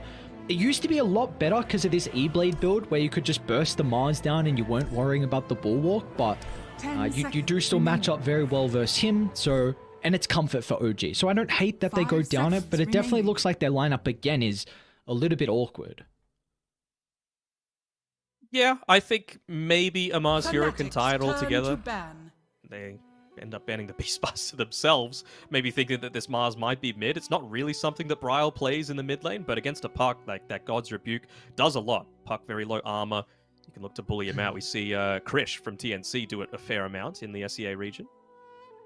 10 seconds. So we are looking at FANATIC with the 23rd. 5 seconds remaining. Void Spirit's still there. I have to imagine they get rid of it. I mean, like, it's not lockdown, but Zeus is still in the pool as well. So, you know, just a lot of that damage that paired together with a Warlock, it's pretty devastating. There is a little bit of concern that you're just going to get run over, though. OG's Like, turn to Zeus, ban. Shaman, Warlock, very squishy if you're able to get in onto the backlines. I like that Huskar ban. It's something that could have potentially come out. Not that it might be the strongest lane, but it's just something that you don't come across every single day. So they're like, well, let's just not be worried about it at all. You don't want to get cheesed. It's the 24th pick. You 10 want to make seconds sure. Like, remaining. going to the days of the Meepo 24th. Rest in peace, that hero. Thank God we don't have 5 to see it. seconds But remaining. Huskar is very similar to that hero as well. So, is there anything that you can see that OG need to ban? Because I really feel like Void is the top priority for me. Maybe a Leshrac if they're just wanting to up the tempo. You know, you're going to be able to trade farm with a puck. You're survivable-ish. You've got a Warlock to buff you up with the Shadow Word and the AoE damage from the Fatal Bonds that you can just start running at people before you're really too concerned about much. And maybe the towers that you're able to claim just gets you that BKB timing a little bit faster so the puck isn't as much of a concern.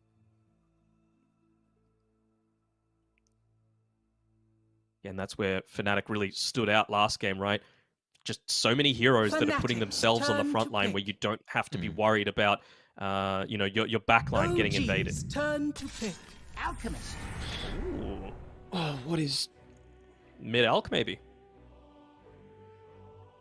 They have a crazy read from OG. They banned out Ursa as well. So I wonder if they're looking to protect... I mean, they banned a Beastmaster and an Ursa, yeah. so I don't think they know what's going on, man. just covering their 10 tracks. seconds remaining. Well, we brought up the minus armor with 5 how you're able to seconds deal with the puck. I remaining. guess we should look at OG, what they're going for next. Does anything stand out that maybe could deal with the Alchemist in a game like this? I mean, you need burst damage, but you need percent to... Maybe... They couldn't Necro into this, could they? Necro, Underlord... It's not a Phoenix game. I'm thinking, like, could Amar go the Wind Ranger? And then you go, you know, something down those You may now lines. select your Monkey King's heroes. alright. Is this an off-lane Monkey? Are about to find out. Yep. Off-lane Monkey King. Alright. And it is that mid-alchemist that we were talking about before. You know, like, you get rid of the Tiny, the Kunkka, Ember not this game because it's kind of in the bin right now, but Alchemist, certainly one of those minus armor heroes that you're able to have a really good time in lane against. How does Amar play this lane versus the Razor? Are you not going to have kind of some issues?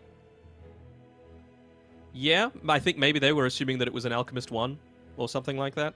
I'm not sure, man, I'll be honest. This is certainly a bit of a janky draft on... Well, I don't want to say on both sides. The last pick for FANATIC and OG's is a little bit around everywhere. To me, it's still... It's so much pick-off that OG have. And you need to lean into that heavily. But kind of like what we saw in the latter half of the last game, if you go down that route, FANATIC have an Alchemist now. You can't just, like... Unless he's the one that gets gone on and killed, that's the only time you really feel good, right? Other than that, Alchemist is going to be farming, he's going to be extending his net worth lead faster. It really feels like with the meta as it is right 5 now, seconds farming remaining. is the better 这么菜的队 option, 友不 so you 生 can't 气， commit 这 too 么 many 菜的 heroes 队友 for 不 it. 生气吧，哥哥？ Yeah, I just have big concerns on how this early game is going to shape up. I feel like FANATIC are going to get their items, and there's not really much OG can do to combat that. And then once FANATIC have their items, they have, I think, a superior team fight. You're going to be looking into, like, Wukong's later could be nice. That it does, of course, depend on if Amar actually has a good lane and can keep up in farm. Kind of the Monkey King can be a hero, depending on your skill build, can kind of fall off in farm if you don't max out Primal Spring. So I'm a big concern that we could just see a very similar thing happen in what we saw in Game 1. I think, again, this game is completely reliant on BZM to be able to give them some hope of looking strong in the early game. And if he's going to be able to do it on any hero, it is the puck. BZM is an incredible puck player. So you're saying that FANATIC are going to put OG in the bin? Is that what I think it's... I reckon FANATIC on a 2-0. I like their you draft a heard lot. it, clip it and chip it. He gives them no chance, 0%. Oh, hang on, what says the he. hell? What? Alright, the classic gaslighting. Oh. On 0% now with the instant D ward. Oh my. Oh no. Hate to see it. Not a good start, it is indeed. No sir, I did not say it's 0%. I think OG... what do you mean? I literally just said BCM. If they're going to be able to do this on BCM. What's going on? I would not take this slander. much. I'm just going to look at this bottom lane and have a look at what 30 Amar seconds to does battle. into this, because this is rough. You know, you're up against a Razor. You start taking that damage, you're in a bit of a rough spot. Again, he is supported by Tiger, so you're going to have the rebound to be able to move away. But you just can't, like, brawl up into it. And it's not like Dubu's going to be on the front lines either, although he needs to be a little bit careful with his movement here. He's on his own. He's dead. This is dead. Dubu? If he doesn't die... Oh, he saw the monkey running him. Alright, Dubu. Still gonna be in some trouble. Let's see if those null stats are gonna be enough to keep Dubu alive, and not the case. Seb lines up the shackles, and they're gonna make sure they give first blood over to Amar. So there we go. That's a Good really start. big deal. Well, today. I mean, to be able to get first blood, suddenly you get your next item quicker. You're able to farm the lane a bit faster. You have the Boundless Strike, which you needed anyway to be able to secure the range creep, but it's just going to deal a little bit more damage and harass through. So, yeah, a little bit surprising there from Dubu. They're going to continue to keep 3 heroes down here. The double supports. Okay, Tiger's going to look at what's going on. ECM has denied 3 creeps mid into an Acid Spray Alchemist. That should not happen. You have like nearly a 10 attack damage differential on the Alch and the minus armor, so the creeps were -2 armor. You doubting BZM? What the hell is going on? What, you think FANATIC No. easy I'm win saying- for them? How I'm disappointing. saying that Bryle, it's uncharacteristic. He played such a great game 1 that I wasn't expecting that. Let's take a look at how this top lane's going to be able to shape up here. Uragi on his Morphling, Tiger playing the Marcy. We've got DJ on the GQ Shaman. giving the peace signs. Oh, it's such an awesome... Oh my god, look at this sticker. Watching... I think this has to be the best sticker. At least the one I've seen used the most between a lot of the teams. What about the Ramses one in mid lane? Is there one there now? Ooh. It's pretty good. I like it. So what you do... Oh, okay. So I hope BZM, after he got those 3 denies, he placed that sticker down. He was like, eh... Nah, he put the high 5 up. No, that's good enough. That is good enough. Sure, you get in the head of the Bryle. But have they blocked the small camp down? I'm so surprised you haven't mentioned this yet. Oh my lord, you are a small camp being blocked advocate. Another range creep deny. I'm telling you, man, PCM's Another deny. Another one. I mean, this isn't a lane where you want to be leveling up the unstable concoction too much. You might get 1 point into it just for when you eventually are going to look to rotate top lane as well. Shaman's going to be in trouble here. Jab's getting a lot of damage into Tiger. The Bulwark currently on cooldown, and Tiger's going to be okay again, going for the Orb of Venom on the Marcy to be able to play in this lane. And 3 kills to start for OG. They're going to jump again. Uragi. Waveform still a cooldown for the moment. They know that Jabs isn't playing with his support. DJ finally able to TP back to the lane. It's tough to contest into this Shadow Shaman, right? But in the early levels, when you don't have that the shackles available, it's a lot easier, right? But Tiger looking to try and get some pulls off. DJ just giving all of that experience over to Jabs. Very nicely done by him. Very valuable just to, again, make sure that this Mars is capable of being left on his own. I was saying before that until he gets that Blink Dagger, he's going to have a bit of a rougher time, you know, finding the park, actually converting onto hexes and shackles and kills. But, I mean, if the warding is right, then you might still be able to be in that sort of situation. Bot lane, Tomatoes getting dived a little bit here with the Jingu. Although that Static Link ended up taking a lot of the damage away, so it's not quite as bad for Tomato. Yeah, they're going to be looking at the level 3 here to be able to work with for FANATIC down bottom. Extra point in the Static Link, very important for the Razor to be able to play. Amar has he got boots coming out of the corridor? Yeah, alright, he's got boots coming out, so it's definitely going to be able to help out. I guess the nice thing as well is that whenever they get aggressive, Seb's probably just going to shackle, and that'll be the end of the attempt. It's not like Tomato's playing with a support that has a stun, so maybe we won't see as many kills down bottom. I think it really depends if the win range is in a good position or not. Yeah, and Razor, obviously ranged hero, so isn't able to get that Quelling Blade to start chopping down a few more of the trees to prevent a lot of those shackles from happening. He tries to make a bit of an attempt onto Dubu, but won't end up landing it. So we got to talk about this null as well on Dubu. What do you... What's the reasoning behind this? You said that he likes to go the Wraith Band on the Dazzle sometimes, so what's the thoughts on the null? Yeah, he did it last game. It's just like some nice passive regen, I suppose. Mana regen coming through. When you go from 24 minutes and 59 seconds to 25, you get an extra 100 mana, and you get an extra, I think it's 1 mana regen, which is, you know, pretty decent. And even just for the little things like trading in what's already a strong lane, it's kind of nice. The lineup that you have isn't super reliant on mana, so you could get away with going this instead of something like a Bastion, just as a bit of a substitute.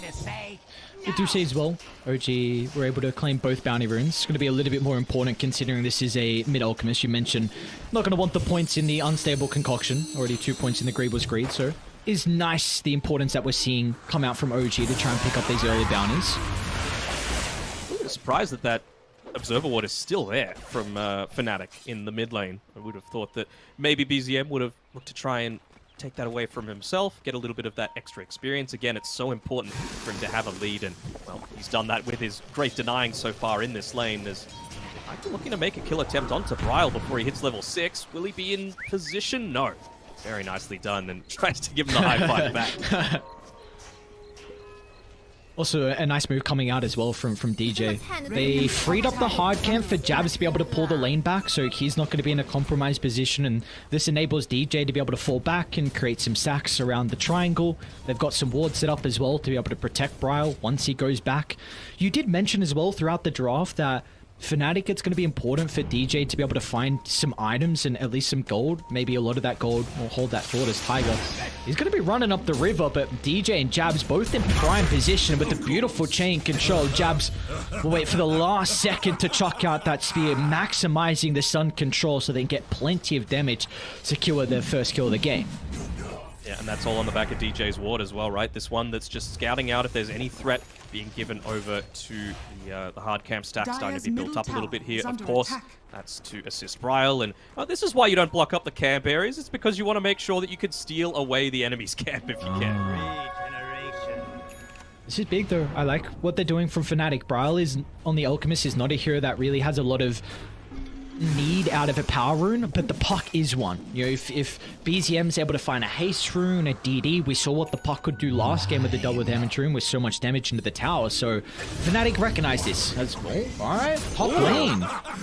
Yo! Solo? Yeah, solo without even level 6 on Jab. So that is, oh, that's scary. He's got catapult wave as well, so he's going to shove it in and do a little bit of damage onto the tower. Bottom lane, Tomato going to be in some trouble. Amar is working with the Jinku stack. Seb's going to look to TP in as well. Tomato has some stick charges to be able to play with. DJ's going to look to enter the fight, but the damage has been dealt. And now DJ, he's going to look to get out. Amar's on the hunt. They want to get more kills, and Tiger will help to enable that. It dispose back, putting Dubu in a compromised position. And there we go, OG finding 2 kills down bottom. Man, that was so close, actually. Like, that's one of those instances where literally 1 second makes a difference. DJ playing great so far, but if he was there just a tiny bit sooner, you get that shackles off onto the Razor, and you allow an extra couple of ticks to come through from the Shadow Word. Razor lives. I'd be able to get Seb. Mars going to look to step in. Down the strike could hold back Tomato. He's disarmed by the Kobold. Oh no, Dubu's going to come down bottom as well. Amar should be okay. You see how aggressive he's been able to play. Very impressed with the Monkey's lane so far. Second in net worth is Amar. Oh, those cheeky kobolds. Did you know those disarmed towers as well? These What? kobold soldiers? Yeah. I didn't know that. I mean, I don't really know when that's going to be useful, but I didn't know they did that. You try and glyph, suddenly there's no multi-shot, easy clap. Okay, sure. So when you look to set up a dive, you bring a kobold so they can't rely on the multi-shot? Alright. I think if you've got a Chen lineup, you can afford to do it. Ryle? Mid-lane. Oh, that was a beautiful dispose. 2 seconds Chemical for Rage Monty. is up in a couple of seconds. And yeah, good luck killing the Alchemist. And now they might consider turning on to Seb. They don't have the unstable concoction to work with the chain control. So the rebound's going to be enough to get Seb out of harm's way. All these denies coming through from OG, they're so good at the mechanics of the game. But this is the thing, like, last game, you could tell that FANATIC were on a timer. You had this Faceless Void that was eventually going to pop off. You needed those BKBs so you could take the fights a lot more effectively. This game is different. You've got an Alchemist. You kind of want this game to go late. You've got a Shadow Shaman, one of the greedier supports in the game. So, Bryle might be in a bit of trouble here. They need to bring the numbers on FANATIC to protect the jungle. They've got Dubu nearby, but Amar lines up the Boundless, and even BZM's nearby as well, so beautifully done from OG. Invading the jungle, but you can't dive too deep because Jabs rotates in, slams down the arena with a beautiful lineup of the spear as well. It's OG stepped too far inside FANATIC's territory, and they will be penalized for this as Jabs shows up with a gigantic rotation, keeping Briar alive, and in the end, it's a 1-for-4 trade. Securing the double kill for Dubu. Very nicely done. The true carry of this team is Dubu on his Warlock. And yeah, I mean, it was just another one of these little bit too aggressive moves coming through from OG. They got the great start to that team fight, but this is a Mars that has had a pretty decent time in the top side, getting the solo kill onto the Morphling, having that level 6 available. Just some of the communication, maybe that youthful exuberance coming through from OG. Tomato bottom lane is going to be in trouble. He TP'd down here and instantly OG recognized that he's going to be stuck in this lane, and that's going to be a second death in a row on Tomato. 3 deaths already overall for him, and we saw Tomato as a big reason of why they're able to take game 1, that Midas build, and he got incredibly farmed, but this game, it's not going to be a repeat of that. Well, that's the issue. He isn't going to Midas this game, you know, like, why mess with something successful? No, it would have been way too greedy when you've already got this Alchemist on the team wanting to take away a lot of the farm. Same sort of thing with No, bro! But it might end up killing him. Oh no. He's close to the tier 1 tower. The chemical, it's not enough for the region. Oh no. Oh, goddamn neutral items. Radiant's bottom tower is under attack. This is a catapult wave as well. Pushing a little bit up this top. Yeah. You got the Mass Serpent Wards as well, Yuragi. Is under attack. He's up here, having to be a little bit careful. Nice drop of the Mass Serpent Wards, not revealing too much. Obviously, you never want your position to be completely obvious there from DJ. Might place down an Observer Ward or wait for Yuragi to walk a little bit closer to him. Maybe go for the spear. I got the attribute Gets shift. the shift up. Beautifully done. Trying to help defend the tower. Meanwhile, mid lane, they're doing a decent amount of damage onto the tier 1 as well. BZM already has his Switchblade completed, but they do also free up bottom for Amar. So is Monkey King having an exceptional start? Amar 3, 1, and 2, second in net worth. Already the Echo Saber. Actually, no, he's just got the quarterstaff completed.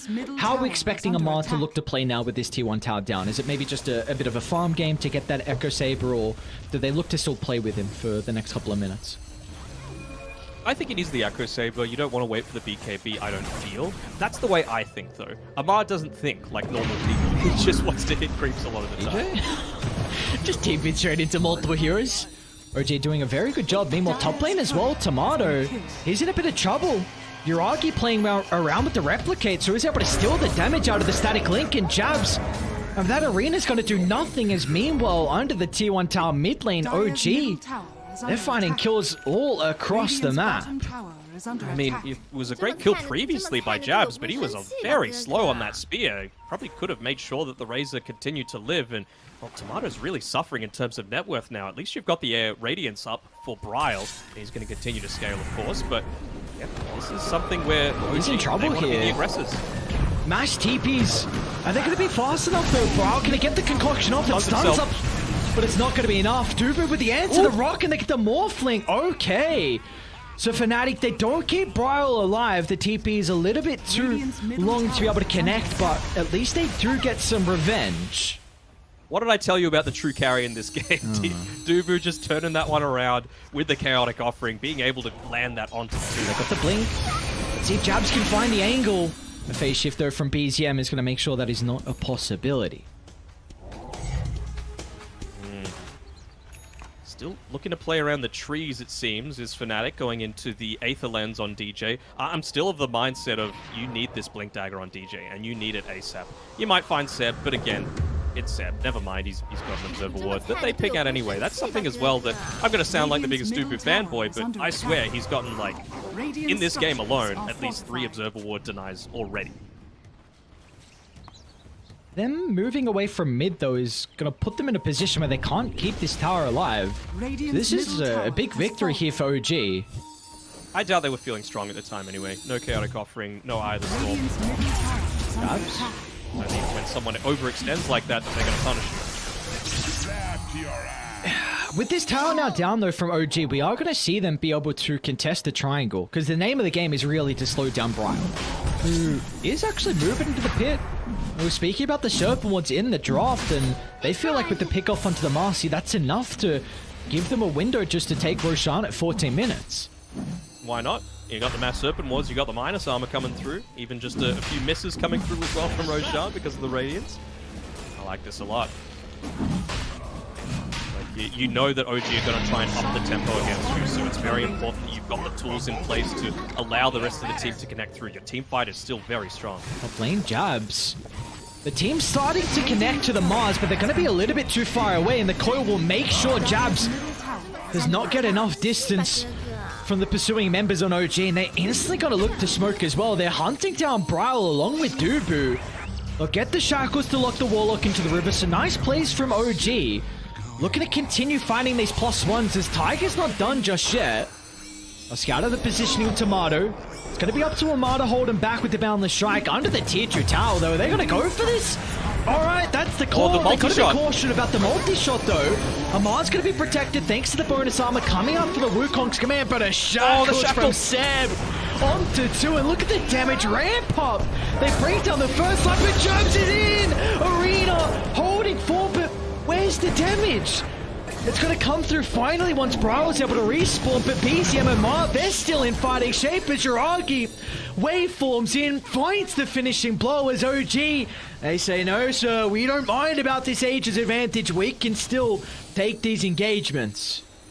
This is just the thing as well. I was saying it during the draft. You had plenty of chances to be able to answer this puck. It just feels like unless you're getting that initial burst onto her, you're never going to have that be the case. And, well, Blink Dagger nearly up for BZM is just going to make that life so much harder for yourselves. It's 15 minutes, by the way. Seb has the Gale Force, one of the most OP shards in the entire game, especially when you pair it together with the likes of the puck. When you're trying to prevent a Razor from running at you pre-BKB, he's still a full recipe away from being able to pick it up for himself. So this is going to be a value pickup. See, it's OG with the net worth lead, 3,000, make it 2,000 now.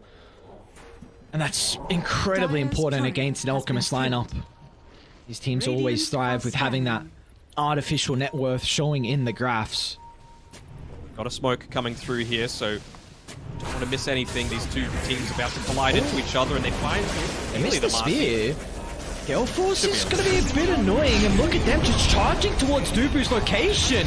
Trying to deal with the Warlock before he drops the rock, but the core's going to leash them into place. They're going to be cautious about Brile because he's going to find the jump. He's got the Blink Dagger real, but where's the damage? Jabs, he enters the fight as well, slams down the arena. They'll target down the Monkey King, but the spells are on cooldown, so BZM is going to be able to have a free fight for the moment, but he's going to be cautious though inside the acid spray. BZM, the Radiance almost taking him down. Jabs tries to find the spear, but BZM sidesteps that attempt. A messy fight though inside OG's jungle. Yeah, but it's something that FANATIC will be very happy about. They're able to take away a little bit of that snowball coming through from the Monkey King, taking him out early on into the fight. Again, though, I do like the fact that OG are making that move. They know that they need to try and find FANATIC where they're at their most vulnerable, and that is prior to these BKBs coming out. You can't let them have that disengage for a lot of these fights, because really it's all on BZM. He is the MVP right now of this game. He's just enabling so many of these team fights, only died a single time, and once those BKBs are up, that's not going to be as much of a factor. So it's really just about who can they find. It's a free kill most likely being picked up on Tomasi here. But, well, DJ, he's finished up that Aether Lens now, going straight into the Blink Dagger. He's got a lot of cast range with that Keen Optic as well. Do we feel like the action's gonna Puck DJ? They should be able to deal with the shackles. No but connection. They turn it back around. Yeah, DJ's gone. No one else playing behind. Brile with the blink on cooldown. Tomato. He has his BKB getting delivered. I believe. Oh no, he doesn't actually have the gold for the recipe. What do we feel like is going to be the next couple minutes of this game? I mean, it's a very, very minimal net worth lead from OG, but do we feel like the action's going to continue, or do both sides need to farm a little bit? Maybe they could look to try and start making something happen now on TSM side, just because you've got that BKB now on the Razor. You've got the Eye of the Storm coming off cooldown. You've got the Rock in 40 seconds, so maybe that's a little bit too keen, but no, they're just saying this is our timing. We got to make something happen with it. If we can catch the puck, that's the ideal scenario. Smoke on smoke, and they're going to have the high ground advantage. Them charging straight into Tomato. Be quick on the fingers though. BZM's out. But look at FANATIC. They make the call. From the ward down, recognizing OG. That's the important thing, the vision game. I'm just watching DJ. Can he get the ideal start? Honestly, any of the cores would be a fantastic get. The issue is, it's not like he can really... He's not going to be able to chain control someone with the shackles this game. With the boundless strike, with the shackle shot from the Wind Ranger. Brawl's looking for a jump onto Yuragi. Attribute shift is there. Just poking them though. Letting the Serpent Wards do the job. Dire's middle tower is under attack. There's the wards, there's the vision. And try and bring down Tomato. The boundless strike from afar. They'll get the BKB and the Rock as well. Jab's just going to be in with the combo, the attribute shift. It's enough to keep Yuragi alive for the moment. It's still going to be stuck inside the Miggle, and Yuragi doesn't waveform out. We're still on cooldown for the last second, so the Morphling killed off along with the tier 1 tower. A big win for FANATIC, but OG, they feel like they're in fighting shape. They're going to jump in. An easy kill onto DJ, but they've got the answer. Tiger's got to go down. A 1-for-1, but OG, they don't want to stick around. A buyback coming up from the Shadow Shaman. Seb's going to be able to cover the retreat with the help of the Gale Force. Wow, the blink. Running around on division. Oh, they should be able to catch him, and they will. Seb, the sacrificial lamb. Amar makes it out along with BZM. But FANATIC, the net worth lead, is finally in their favor. You see what a huge difference it makes as soon as you got that BKB on Tomato, right? He isn't too trigger happy as well. He wants OG to commit a few spells onto him before he actually looks to use it. You know you got the turnaround. It was a great use of the chaotic offering coming through again from Dubu, just to be able to get all of that. And of course, Jab's just coming in at the very end. Arena of Blood, steering back the Morphling closer to the rest of the team. This is what I was talking about with like adapting to the situation that the game requires. Previously, you might see a Razor always going for the Falcon Blade, but this isn't the game for it. Tomato just really needed that item that he was like, well, Fluffy Hat, that's enough. I need my BKB now. Oh. Just showing on a boundless strike from Amar. Top lane, who they ran into. Mr. Marcy. Tiger goes down. Misses. Marcy, apologies. Sorry. Miz. We got some interesting items being picked up. Bryle has a Orchid now completed, so Puck has not got a defensive item, which is going to be a big issue for BZM to play with. I wonder if... What do you do now on the Puck? Is Aeon this something you need to be considering? Because I don't know if you want a BKB. Maybe a Lincoln's because you are into a Shaman? Yeah, I think I wouldn't hate the Aeon disc coming through for BZM just to ensure that he's not getting chain lockdown. I can see he's going for the Octarine core on Bryle. I really wouldn't hate to see him go something like a Bloodthorn instead, just because it's going to give you that true strike that you might need to burst the Wind Ranger. A little bit more like if he eventually goes into a Butterfly on the Morphling, perhaps it's going to get you to go through that. Just enables the rest of the team really effectively. We have an easier way to be able to start the fights onto OG now. Tiger. And Tiger completed. They have a lot of poke. The boundless from afar, the shackles from afar. Tiger can jump in. A couple of orbs as well. And really force down some early BKBs, and they might be able to do so. Oh, look at that. Tomato pops the BKB instantly as he sees OG, and they're going to look to get out, in fact, on FANATIC. They don't want to take the engagement, but they might be forced to. Bryle, nice blink away. DJ will come at a cost. Tiger's already on that +1, looking to catch up to Bryle, and he gets him. Gets in range to be able to cancel the TP. FANATIC are now in a position where they're forced to fight. Arena to buy some time, blocking off the escape avenue, but DJ... Oh, Jabs is out, and Bryle, oh, he will not be as fortunate. And that is the OG that we always see, recognizing they have the resources to get one kill, that they don't need to overstay. They can look for the +1s, and Tiger was on the ball there. that's the difference, right? They were actually able to get in onto the backlines on the supports. We didn't see it in the previous game because they just had all supports, 4 people that wanted to go forward, plus a Warlock. This time it's very different. You jump on that Shadow Shaman, he is dead. There is nothing that he could do about that, which is why I've been stressing so much about this Blink Dagger. You need to be the ones starting a lot of these engagements on Fnatic if you're going to have any chance of winning these team fights at this stage of the game, once BKBs are available.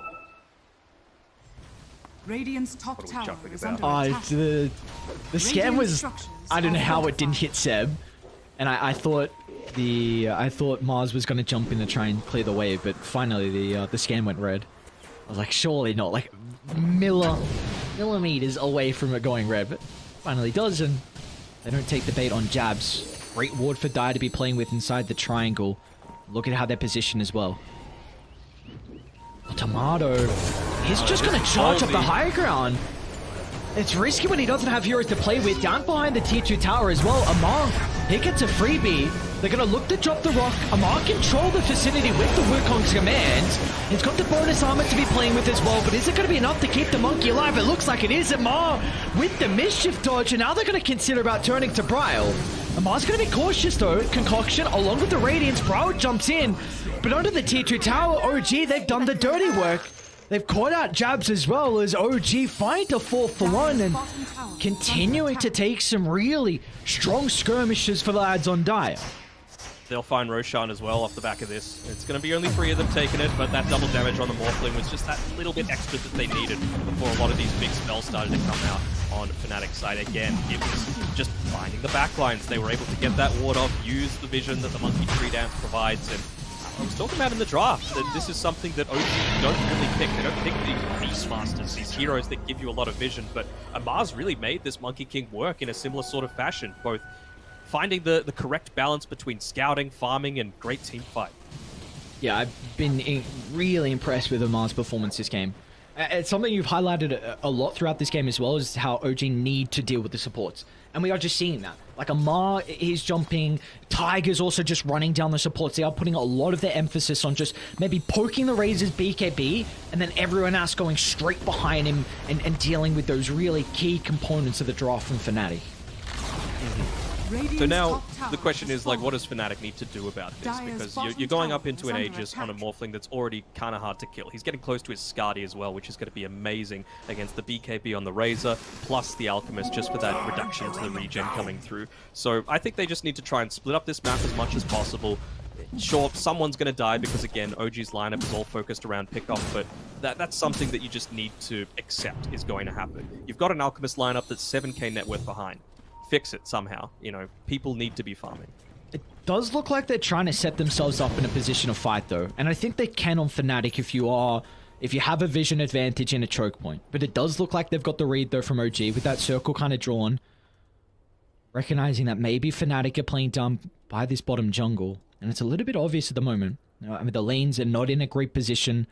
Mid lane, Brawl's going to look to shove it out. I mean, Tomato's going to show top shortly as well, but it really has to be... sorry? I was just going to say OG don't need to farm. Like, they're going to get this Skadi on the Morphling, and then right now, your favorite item, the Gem of Truth Sight, is currently sitting on BZM. So they're just going to suffocate the space that Fnatic have to play the game that they want. Like I said before, it is farming. They need to be farming as much as possible right now. So the question is, where can they do that? It's basically up on this top side of the map where there's no objectives. There's no tier 1 tower, there's no Roshan. They're a little bit happy to give Tomato this because he's not close to picking up some amazing item in the next little bit, right? So they're fine to do that as long as it just restricts where Alchemist can look to be playing. They'll also probably get a tier 2 tower for themselves, take away that outpost control, because you can't run into this. You can't run into 6 lives when you've got that pick off, and Razor still needs that farm. Do you feel like this is an Aegis where OG can maybe knock on the high ground, or you're content with just the amount of gold you're going to be able to accumulate across the map and looking to find these tier 2 towers?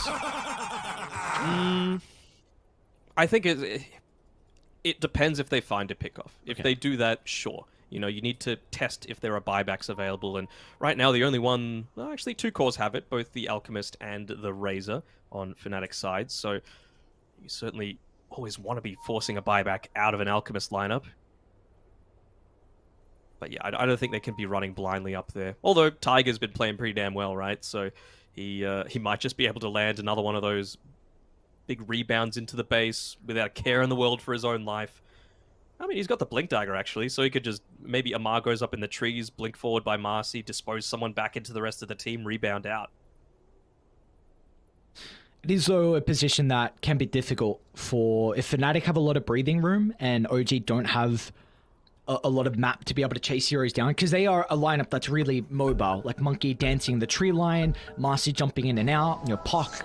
Literally everyone has a mobility. We don't have to go through all of them. So if you're taking a fight inside Fnatic's base where they're set up, and maybe where you can spear push them back into the barracks, or you spear back, you drop the arena so they can't enter the high gun, then it gets very awkward. So bottom lane, BZM. Oh, Brow's gonna show... Oh my lord, the reactions with the blink. He just showed, I think, on the orb, and they're beelining down to bottom. This is an opportunity now for OG to be able to take the fight as Brow's out of position. Dubu's out of position as well, as OG pounce on that opportunity. It was a cute attempt. You know, if they caught that puck, that would have been enormous for him. Take away the gem, take away that huge kill streak, give it over to the Alchemist, but this is what they were needing to be able to go up onto that high ground. They run into the puck. They're going to be able to catch him out. Jabs and DJ in combination together. They get the gem, and Jabs, he doesn't have a TP. So he's going to have to run it off with the BKB. Tomato TP's in Tomato. What? Hang on. I don't know if you can be here. Instant tip out of BZM before they even get the kill. And now they've also ran into Jabs. As Seb once again looking to hunt down that +1 kill. And they will do so with ease. BZM comes at a price. But Fnatic, they lose 5 across the map. Just ban it. Just ban the Seb win range. He's been able to find so many shackles, so many pickoffs to be able to start a lot of these engagements that it's just silly. You know, they're hitting up onto the high ground now. No blip available for Fnatic. Buybacks available on 2 heroes, but they're going to be up in 10 seconds. So minimum tier 3 is going to be going down, but I don't feel like you can take this team fight without the arena. This needs to be a full lane of racks given up. It's not only that, but you're not playing with BKBs as well when you respawn. It's going to be way too difficult for them to even think about contesting it, and there we go. OG free set of barracks, 12,000 net worth lead, and the rest of Fnatic cores are just, they're falling off the cliff. Right? Mars is not scaling. We saw Jabs had a couple of good team fights early on with the arenas, but he's not being able to keep up. Tomato's not keeping up, so that's going to be all on Bryle, but this Alchemist, he can kind of fall off. It can, and also I believe, unless he sold it, no, he's still questioning whether he wants to go for that full Octarine core or if he wants to save the buyback. It's honestly, to me, reaching the stage where you just need to go all out. If you're dying once, you're dying twice. You know, the chemical rage is so long cooldown that if you die one time, it's just going to be the end of you. I mean, I'm going to be huffing some copium here. So last game, people were accusing me of doing it for OG, like I'm some kind of OG fanboy, even though I am a C caster. But this game, I'm going to be on Fnatic's side. The one that got the kill onto the BZM's puck that time was DJ. So he got 1,000+ gold from that kill streak. So he's only 250 away from being able to pick up that Blink Dagger. And maybe that's the difference that they need to finally take a team fight where they're on the front foot. Because Alchemist isn't going to stun anyone. Warlock's not going to stun anyone. Mars maybe, but it relies on BZM being bad, and he's not bad. He's an excellent puck. One of the top 4 in the world, I think. Alchemist picks up this BKB, and we'll see how they're able to set themselves up. They do have a double damage rune, though, onto Uragi, so it's not going to be easy at all. And you're not playing with this blink as well on the Shaman. Oh, Jabs! Oh, they got it! No hesitation. The scan. We're able to recognize that someone was being cheeky in the tree line, so Jabs jumps in, drops down the arena, and it's Monkey down for 70 seconds. Are they going to look to smoke again? Yeah, instantly Dubu buys the smoke, so they need to deal with bottom, though. It will be pretty obvious if they're making a play and not shoving bottom out. But who can do it? That's the other question, right? You don't have anyone like a Conqueror or an Ember Spirit. It's just able to TP, summon heroes to just use their creeps to be able to do it. It is a bit of an awkward situation, so I can understand the eagerness to want to go forward, but right now they're just going to push out the few lanes, pick up that farm, and relish the time that they have where this Monkey King isn't as big of a factor.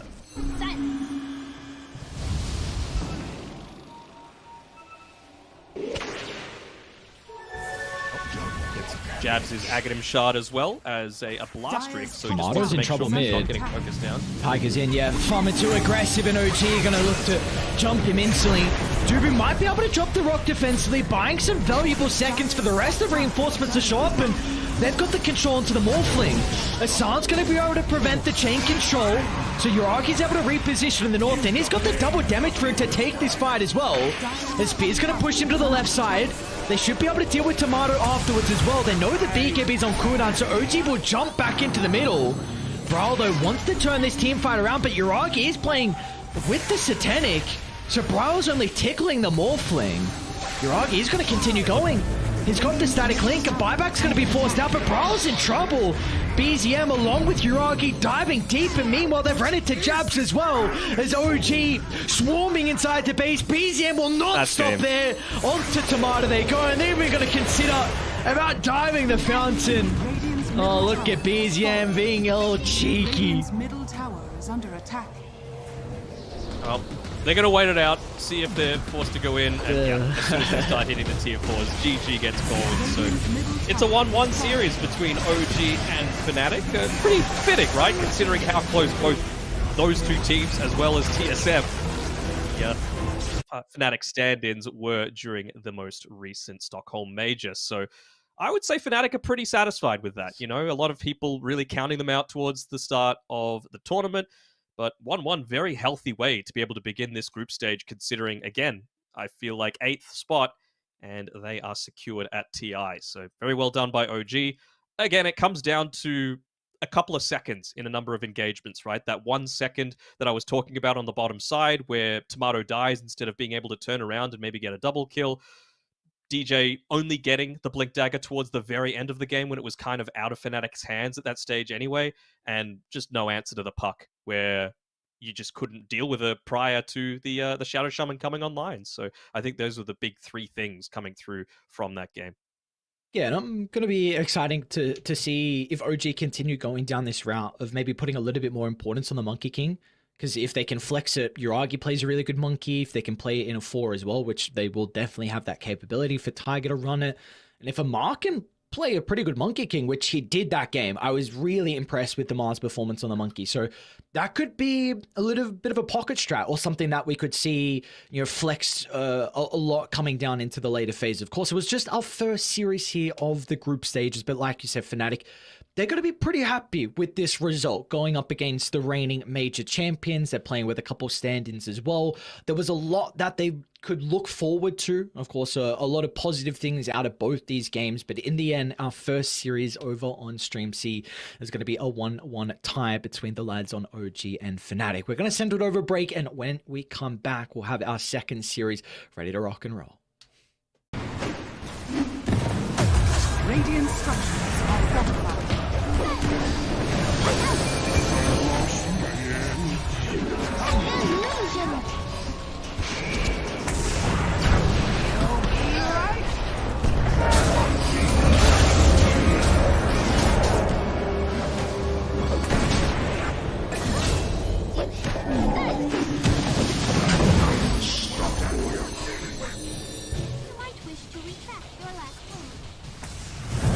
Radiant's middle tower is under attack. What is this madness?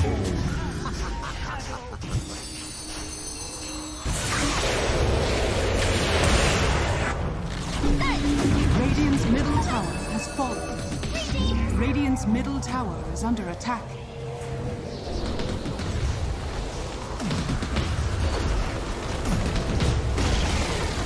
Radiant's middle tower has fallen.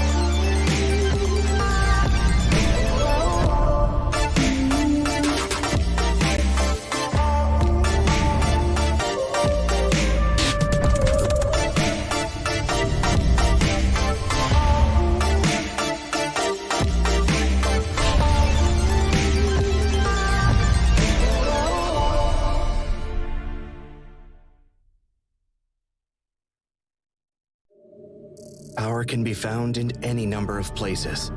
Scientists will tell you that it comes in newtons. Gamers will say that it can be found in silky skills. We will say that the power lies in real thrills. In the play with perfect ping. In the runes and crystals. In every frag and gank. In your personal winnings. Lock and load for PGL Arlington.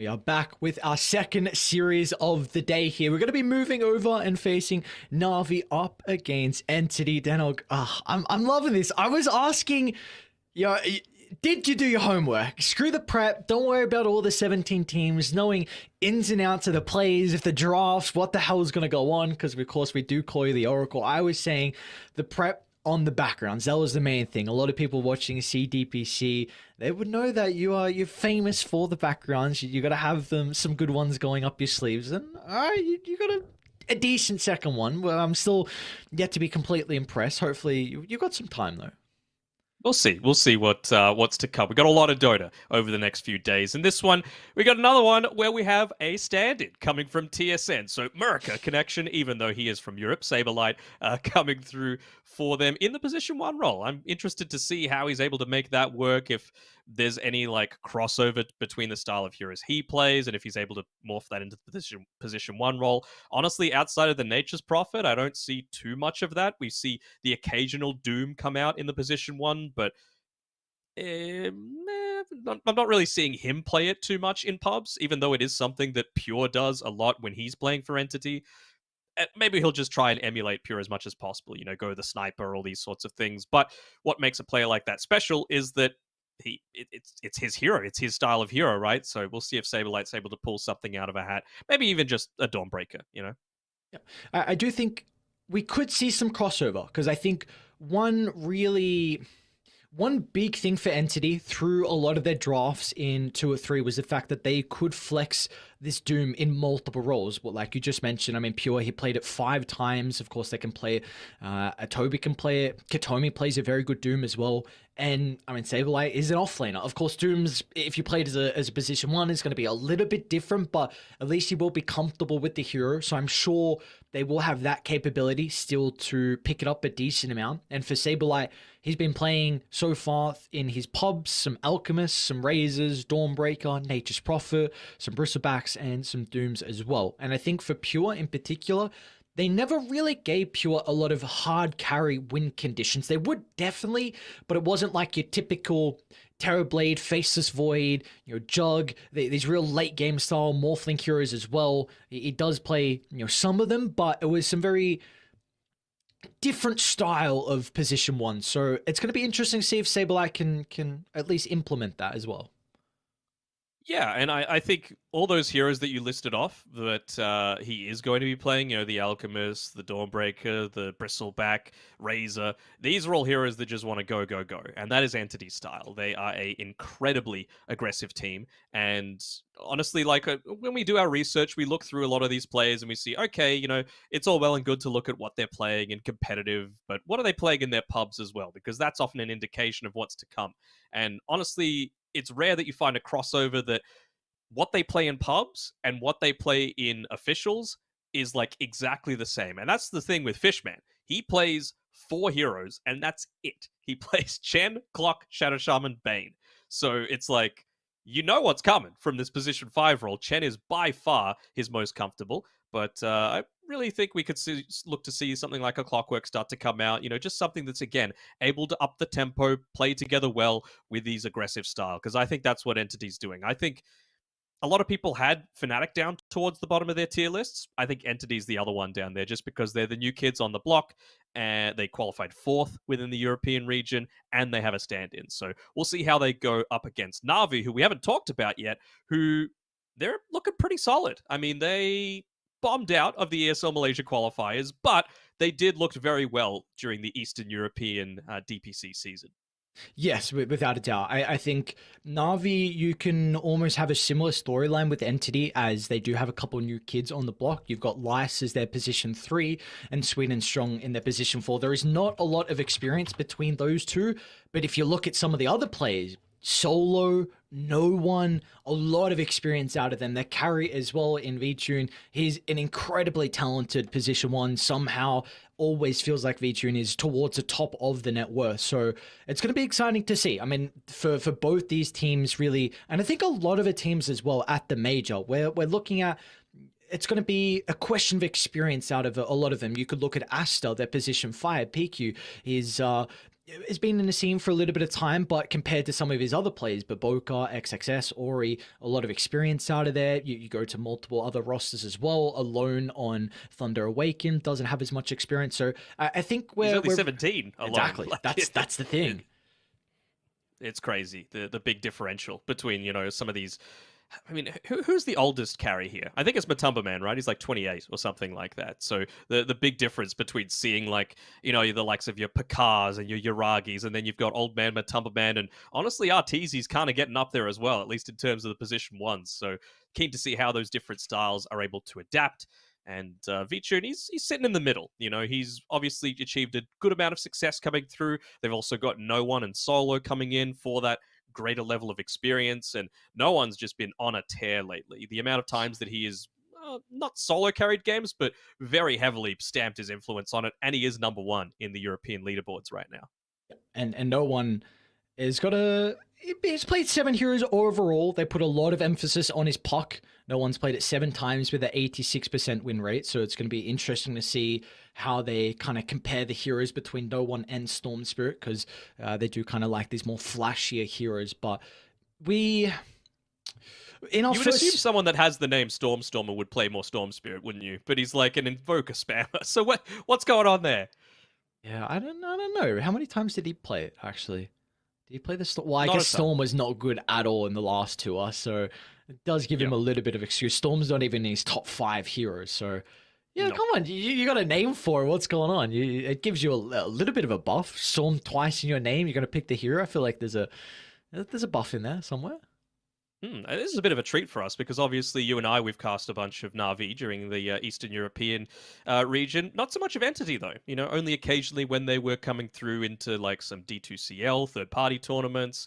I believe we might have only cast 1 series with them in it. So I'm keen to see how it is. And of course, always a pleasure to watch Saberlight play. Very individually skilled player. I think that's the big thing that really sets Entity apart, is that I don't want to say they're a team of pub stars, but that's certainly where a lot of them came from and made their names. Stormer was up towards the top of the leaderboards for a long time before he got that chance, and he's really taken it with both hands.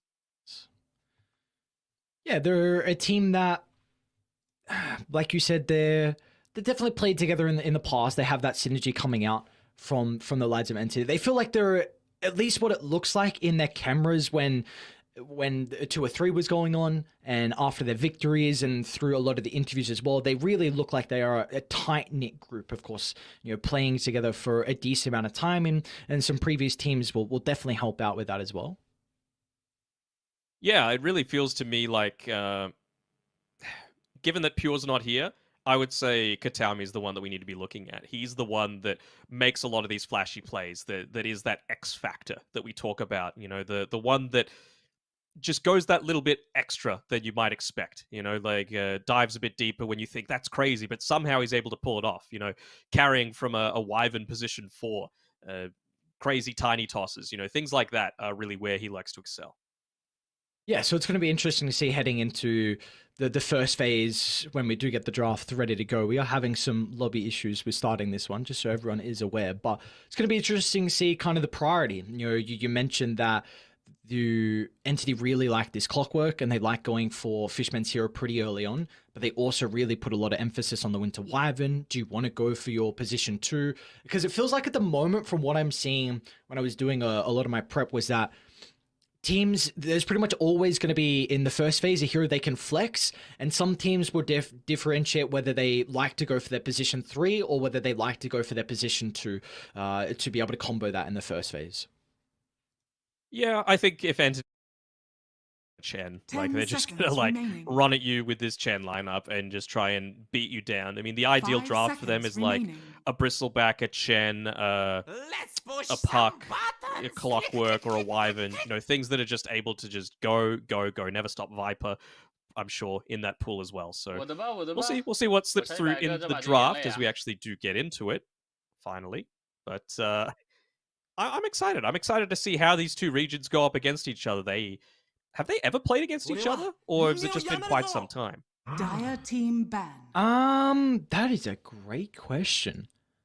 Maybe in a D2CL that they have played up against each other. I can try and take a look. I feel like Na'Vi aren't the ones to kind of participate in those sorts of things, though. That's the thing. We'll see. We'll see. Right now, Entity just looking to take away a lot of the... I make up a word. Pick-off turnarounders. Like a Dawnbreaker is obviously one of the best heroes at being able to just say, oh, you're going on a 1 hero so that you can make it a 5v4 and then push? No. I'm going to try and just be that global presence to respond to that. So that's the first ban from Entity. And I honestly wouldn't be surprised if they just go down that route as well with their second pick. They love picking the Wyvern, but it might be a worthwhile ban. Quickly back on your point as well, if they have played each other, I just tabbed on one of the D2CLs, Season 6, and Na'Vi and Entity were both in that. That was the Entity with, of course, Crystal's playing, and the Na'Vi roster was with General and Aloha Dance as the 3 and the 4. So Na'Vi made it to the grand finals, and in fact, Na'Vi actually knocked out Entity in the lower bracket finals. So yeah, they've had some experience playing against each other. Of course, completely different roster, and oh my lord, that's a Batrider first phase. Yeah, Stormer, he's really been playing the Puck and the Batrider. That's his first two. Like, I compare Entity most closely to be like South American teams. If they think it's good, they'll pick it. It doesn't matter the context. They'll even ban it.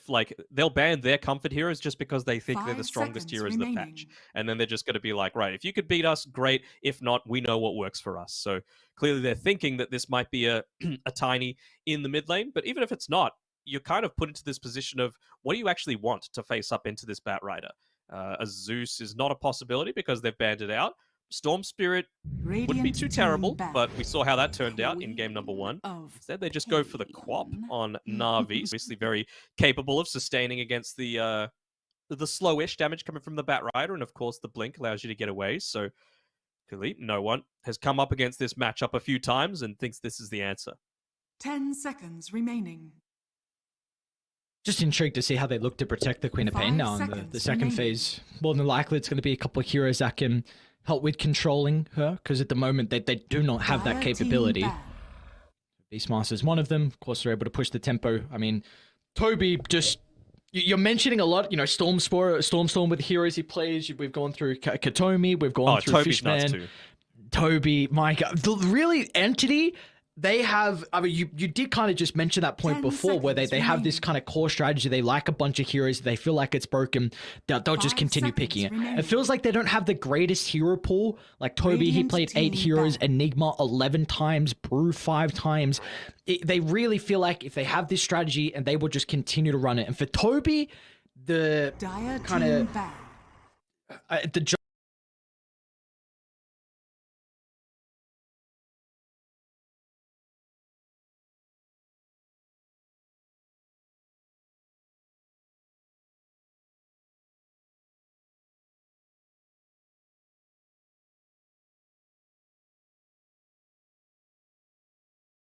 jungle. The heroes that have summons, Enigma, Brew. Brew, Lycan, He is Beast, literally the Visage as direct well. opposite to like your Mars, basically. Like he will play stuff that pushes and forces you to pay attention to him, which is why Na'Vi have said, well, no Visage, no Beastmaster, no Enigma. These 10 heroes are seconds not happening. remaining. I'm pretty sure he's not a Lycan picker though, so that one can probably 5 be seconds let to remaining. slip through. Razor's still in the pool. That is certainly one of his comfort heroes. And when you're pairing it together with a Wyvern, this is most likely going to be, again, a Katami Wyvern.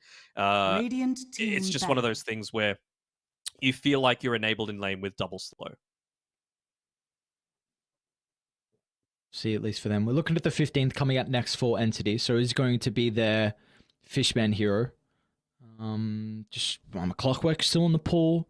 Gives you a little bit 10 to be able to deal with the seconds cop. remaining. Nothing crazy, but you can definitely play around with the hook shot into the cogs 5 push seconds back. remaining. A little bit of chain control afterwards.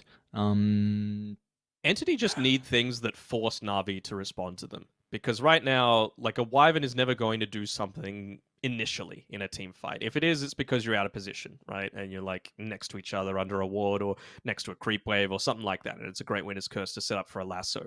So I feel like no one in particular is going to be very patient because he knows that he can't just blink into a fight. You're committing as that Queen of Pain if you're going to be doing that. So I really think that Entity need to go something like the Chen or the Clockwork that is just actively doing something and setting up for a lot of these engagements to allow someone like the Wyvern to have a bit of an easier time. I don't think you can, even though it's tempting, go something like the Shadow 10 Shaman this game. seconds remaining. Yeah, no, I don't know how they would be able to position 5 seconds with the Wyvern remaining. and Shadow Shaman against a tiny quad. Just feels like it's going to be very difficult for these supports across the Dire map. So team pick. yeah, I like at least the Radiant recommendations with the team Clockwork pick. and the Chen and Entity. There we go. So Chen's going to be picked up. Na'Vi, they've got the 16th, 17th to be able to address this. Bristleback is not a potential to try and help deal with the Chen summons. Is there any other kind of answers you like? Are you even looking to really address the Chen? Do you want to keep to your own strategy? I 10 think you need to seconds address it a remaining. little bit. You know, like you also don't have to worry about Zeus. You don't have to 5 worry about seconds Dawnbreaker. They're remaining. pretty decent at dealing with it. Wyvern as well. So just anything that's able to deal a good amount of AoE damage. Warlock, not really the greatest. It's unorthodox, but it's something that Lies plays very well, and it's that Sand King. It's actually one of his favorite heroes. That and Pangolier, I believe. So I was about to say wouldn't hate either. Pango into the Wyvern feels a little bit weird, but Sand King, if they're able to pair it together with something else, maybe they just want to wait for the position 1 to be revealed on Na'Vi, but I wouldn't hate an SK coming through this game for them. Gives them a lot of magic damage for the Winter Wyvern. Another jump as well, which can be really nice. Quap can follow up. You've got Tiny into the +1. I guess, though, you are kind of revealing that it's going to be a Tiny 4, so then looking to play like a Tiny Sand King lane could be a bit awkward. This is a solo staple, though. You've got a incredibly strong laner in the Enchantress. Can really help out here with securing V-Tune's lane.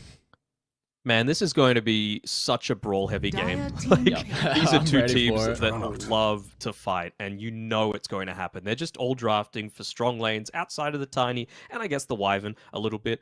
But once those team fights happen around like your level 5, level 6, that's really where the game is just going to get blown wide open. So now the question is, 10 seconds you've remaining. revealed the Juggernaut. What do you feel is best against the Juggernaut here? Like, what is 5 going to be the seconds good remaining. one-to-one answer to that? It's not like super early, but honestly, Terrorblade's not terrible this game. It's one of the strongest laners in the game, just with that reflection. Like, your level 2 timing is enormous against a Tiny. Chen, of course, very strong lane as well. So I really wouldn't hate to see them look to pick that for Saberlight. That's really the big question. What is he going to be playing in this role that he's not really used to? I don't think they're going to pick his hero here. I think we're really looking at Toby's hero. Like, with Saberlight not being comfortable on the position 1, and you got the 24th pick, I feel like you don't see his offlane matchup as well, so you really want to make sure he is 100% comfortable with the hero that he's going to look to play. And I feel like if you're ever going to pick his hero, it's in the first phase where you can flex it and hold that flex all the way through. So I think now you see the carry matchup, you know the lane for Toby, you look to pick his hero up here. Maybe the Razor, honestly. It's not a bad Razor game so far. team Juggernaut back. doesn't have that greatest mobility. They go the Lycan instead. Okay. it's really not something that he likes to do a lot of the time, for sure. Oh, he's So got a this is good something- Lycan. Toby's got a very good He Lycan. does have a good Lycan, but he hasn't played it in a while. That's the thing. So, it's like riding a bike. You don't forget how to do it, but it's just, I suppose, about continuing 10 to up that seconds tempo. remaining. And look at all the summons we got. Oh my 5 lord. seconds remaining. This is not fun. Entity not playing with a crazy amount of stuns, but maybe they can just get a bunch of Centaur Conquerors and just run rampant across the map. I mean, they've got that, like... They're a Western European team, but they've got that Eastern European influence where it's like, we don't actually need stuns. We're just going to run at you, and what are you going to do about it, basically? Dire team Like, you back. either all TP away, and then we pick Radiant off a couple of team you, back. or take an objective, or you fight, and we kill you because we're stronger than you, or you get mixed up, and one person does one thing, and one other person does the other. Regardless, though, like you said, with the strategy they have with the Eastern Europe, going up against another Eastern Europe 10 team, seconds remaining. we're in for a blockbuster, and we don't even know what the last phase is going to be. We're 5 looking for seconds remaining. Lysis Hero, the offlaner on Na'Vi. Death Prophet's been banned out at the moment. Is there any flaws you feel like Na'Vi need to cover with the Dire 23rd team pick? ban. Just someone that's like ooh. Could they Mars this game against the Lycan? It's pretty nice. Also means that pre-BKB Batrider, as long as you're in position, he's not going to be flying over the arena. You 10 can seconds lock Chen remaining. creeps in, so a Jug Spin actually just cleans them all up. 5 I seconds think- remaining. Another one of his favorite heroes as well. I think the matchup's very good versus the Lycan. I do not like it when you have a melee 4. I think you're going to have some real big damage issues, and especially inside the arena, you're pretty reliant on the Sonic Wave to ever do damage and the Cop to have a good game. But Cop can't really blink in, because if you blink in, all of a sudden they're just going to swarm to her location. And Wyvern as well versus Mars can be quite Radiant nice for the team counter pick. on the arena. You just curse as soon as arena's out. So Yeah. I mean, the other option was, like I was saying before, these heroes that are a little Dire bit more team pick. self-sustainable in a way. They go the Tide Hunter. Okay, well, after banning out the Timber and the DP, I suppose that's a viable option. It is still 2 melee, which is a little bit weird to have to go up into. But again, it's just something that you can stick in front of your towers, kind of like that Sand King role that I was talking about, and just not 10 have to worry seconds too much remaining. about taking them, because you're just going to be anchor smashing everything down. 5 I seconds wonder if they remaining. want to go No. into something that builds into the break, because right now they got nothing. there we Now go. select I like your it. I like it a lot. Oh, I thought they would be running this still. Of course, Saberlight being a natural position 3. Coming over. Let's see. Yeah, it's going to be Saberlight playing the Doom. I am a really big fan. I think they just told Saberlight, mate, you're standing in for us. You goddamn better be playing this Doom. And it's a pretty good game for it. You've got percent damage versus the Tide Hunter. Late game ultimates, double ultimates could be really scary for No One and V-Tune to deal with as well. I don't know if and- this game's going late game, though. Like, That's a Entity good want point, to end yeah. this game in 30 minutes. They're like, we are pushing. The Batrider certainly falls off late game. Chen that really does fall off. Oh, this could be one of those cool games where we might see, if it does get late enough, the Aghanim Scepter on the Chen for that strong dispel up against the Ravage. That'd be cool to see. Oh, very true, actually. I haven't seen it in a pro game yet. Honestly, even in a pub, I haven't seen it. So I'm keen to see it happen. But Saberlight, with my favorite cosmetic in the game, that guitar, it just makes the Infernal Blade sound so cool. It does. That, like, bass riff. My dude is chilling. Cosmetics game overall from everyone looking pretty clean, but we're going to have a exciting game between Na'Vi and Entity. Of course, their first game here for the Arlington Major in the group stages, and I feel like we're pretty even. Is there a draft you're kind of favoring coming out of this? I'm going to need to see them again. I've already forgotten. Yeah. Entity, it's just all about, can they get out of that laning stage in a really good spot? The thing is, though, like you said, Toby is a very good Lycan player, and I believe you. But you've got this Lycan most Prepare likely for laying battle. into an Enchantress, so suddenly the Wolves aren't anywhere near as strong. You're just going to be taken away and whacking it back in the face with them. It really just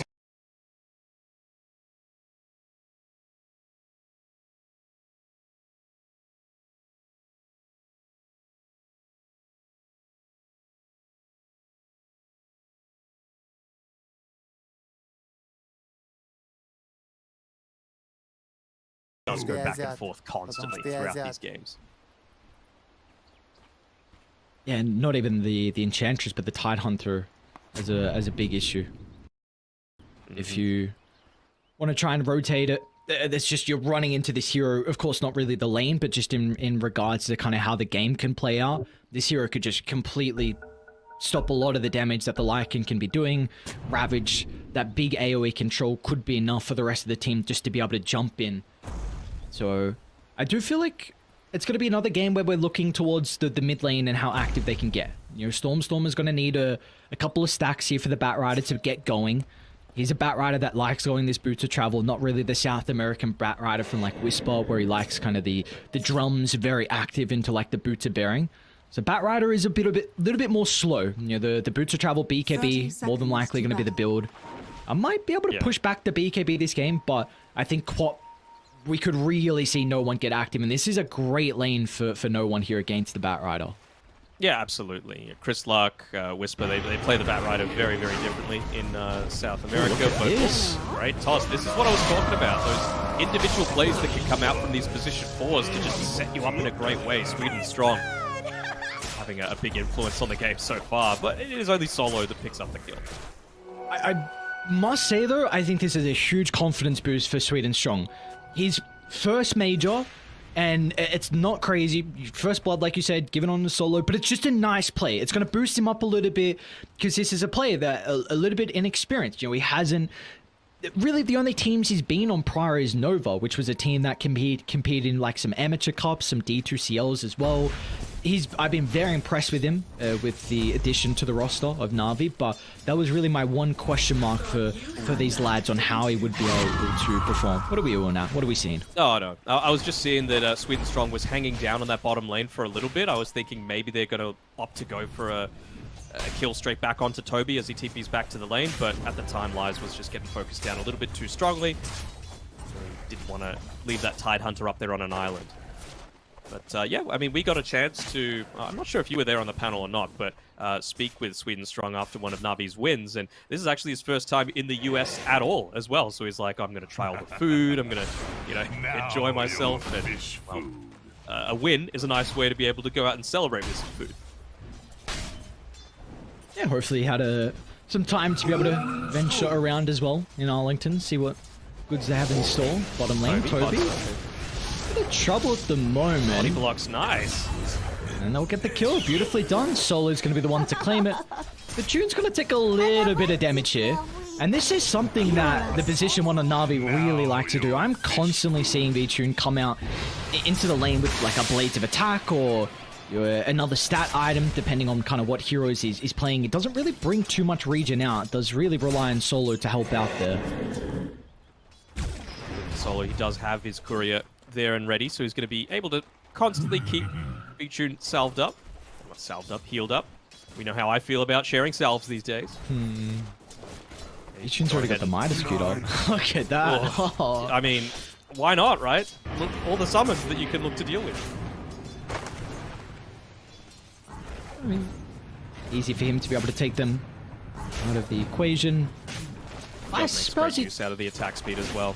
Oh yeah, without a doubt. They've been doing a pretty good job of clearing out these wolves so far on the bottom side. But enough about bot. Well, what's happening elsewhere? It looks like up top, even though the first blood went the way of Solo, it's Saberlight that's given himself a little bit of a net worth lead at the beginning of this game. Obviously helped out with the Devour, but it's just level 1, so it's not really that huge difference maker. I don't think they can ever really put any pressure onto Lice, and I think this is going to be really important for Na'Vi now because you have a position 4 that wants to get active and wants to rotate, and it's very similar to a lot of topics we were looking to hit in the previous games with OG taking on FANATIC, where I think the position 2s were really important and that they had to secure the power runes, and I think that's going to be a bit of an advantage here for Na'Vi in particular, with Sweden Strong always looking to connect to mid. I think this might be a little bit of a mistake, though, by Fishman. And again, I don't want to say the Chen spammers making mistakes about how to play Chen, but I think for this game in particular, it would have been a little bit better for him to, instead of going the headdress, go a Bassi, because it's just going to give you, like you said, Lies isn't going to be pressured. The Harpy Stormcrafter is the way that you pressure him, and, well, he basically doesn't have the mana to be able to use the spells consistently. If he has that instead, then you actually can force this Tide Hunter to be nowhere near as strong, and means that he's not as useful when that eventual Death Bolt push comes. Yeah, and I think a strategy that we saw a while ago when Tiny was being played as a position 1, where people actually look to, well, tabs on bottom lane as Toby be able to sneak on through the tree line. We saw teams actually trying to put the Doom into the Tiny lane and just putting a little bit more points into the Infernal Blade in the laning phase, and which was something I was like trying to see. Does Saberlight go a point in Infernal Blade for this lane versus the Tide? Because of course it's going to be nice, but if you had that Bassi, then maybe you could be able to help out with the mana sustain. Yeah. He's got it coming out on the courier now though, so maybe he was just wanting to wait until he got the perfect creep for it, and then commit for it once he got to that stage. So yeah, it's all going to work out nicely for him. I like this as well. It's something that Puppy and a few other Chen spammers like to do as well. They get to level 3, they leave someone like the Doom who's pretty sustainable in the lane for himself. Oh, look at that, he's even got the mana burn creep. So this Harpy Stormcrafter is going to be at full HP, sorry, full mana constantly. You can literally spam this chain lightning. Oh no. Oh, that's going to be so frustrating to play in. And Lysa as well, he wants mana to be able to kind of spam the Anchor Smash against the melee hero. Going to be pretty comfortable. I think the only lanes we should have aggression is down bottom. Like, we're seeing kind of the poke and prod from Solo and Vitune. Nothing too crazy onto them. I mean, Toby is kind of struggling at the moment, 14-6. I guess you even take a look at their other lane, like mid lane. Stormstorm is really not having a fun time at all. No, and that was to be expected though, right? Like, this Quap is literally the direct counter to it. Both with your... bottom lane, Toby. They're diving under the tower, but Shune's going to be able to secure the kill here. Beautifully done, but Katomi, 2 points in the Splinter's Blast already. So, but at least get some revenge, so they bring down the carry on Na'Vi. Yeah, Katomi's going to need to play a very good game if Entity are going to have a chance at stalling this one out against... well, not stalling this one out, but making sure to find the right pickoffs to enable their death ball. Very, very simple. Big respect as a Wyvern player. Fishman, this would be a pretty big death if he ends up going down here, maybe positioning himself a little bit too aggressively, and be the case. As long as he's standing next to Saberlight, though, this Harpy Stormcraft is still going to be as effective. It's actually ridiculous. I think I've counted like 15 zaps on this top side. Yeah, this guy is definitely doing his role in the lane. I believe... Oh, I was going to say maybe you could give the recipe of the Midas over to the Chen if he TP's in, but just going to bring the Courier out instead, so a very good Midas timing onto Saberlight. Like 6-10 minutes when it comes in. 6. He bought it then, you know. Well, bottom lane, Toby again. Vitune and Solo. It's going to be another kill onto the Lycan. He's really struggling. 4 deaths on the offlane Lycan here for Entity. Really punishing the fact that moved away, trying to build up some stacks, walking right underneath that vision that Solo had placed down previously. So Entity get a little bit spooked. Really, it's only Saberlight having the good game so far, although that will start to change now that Fishman has that level 3. This is what they like to do on the Chans. It's really just trying to rush for that level 5. And so you do that by going away to the jungle, building up a lot of that farm for yourself. Once you've got the Bassi, you can basically spam Penitence off cooldown and really speed up the rate that you're able to farm. And I really intrigued because how bottom lane's gone really poorly, but they haven't been making stacks in the triangle to help the Batrider, who also is really struggling in the lane, and this is a hero that loves ancient stacks to be able to get towards that early boots of travel. So it's not like bottom's not going well, but Katomi's not really helping in other lane as well, which is a bit of a concern for me at the moment. Pressure does crazy things, Aries. You know, a lot of people like to watch games and say, how could they do that? But I mean, teams only have vision of one side. We're lucky here. We've got vision of the entire map. See, every move that people are setting up for is, well, it's going to be Na'Vi. It's a classic move from them, just wrapping around early as soon as their mid laner has the level 6. If it's a potential, no one actually even goes for no points in the Sonic Wave here. They're just really looking to bully Stormstormer. Gatomi's going to be in some trouble. No one just charging on forward. He's still got a quarter duration left out of the haste, and even Saberlight's going to look to TP mid.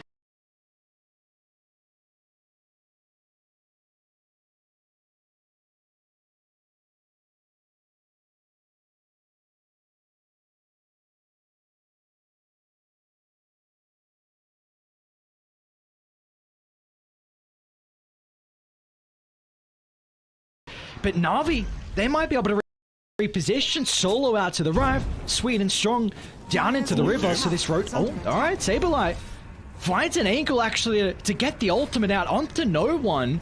Sweet and Strong's going to look to intercept the toss away, but Stormstormer, he can fly over the cliff. It's a big kill for the lads on Entity to be able to pick up. Even using that Midas on the Warpine Raider, our favorite creep.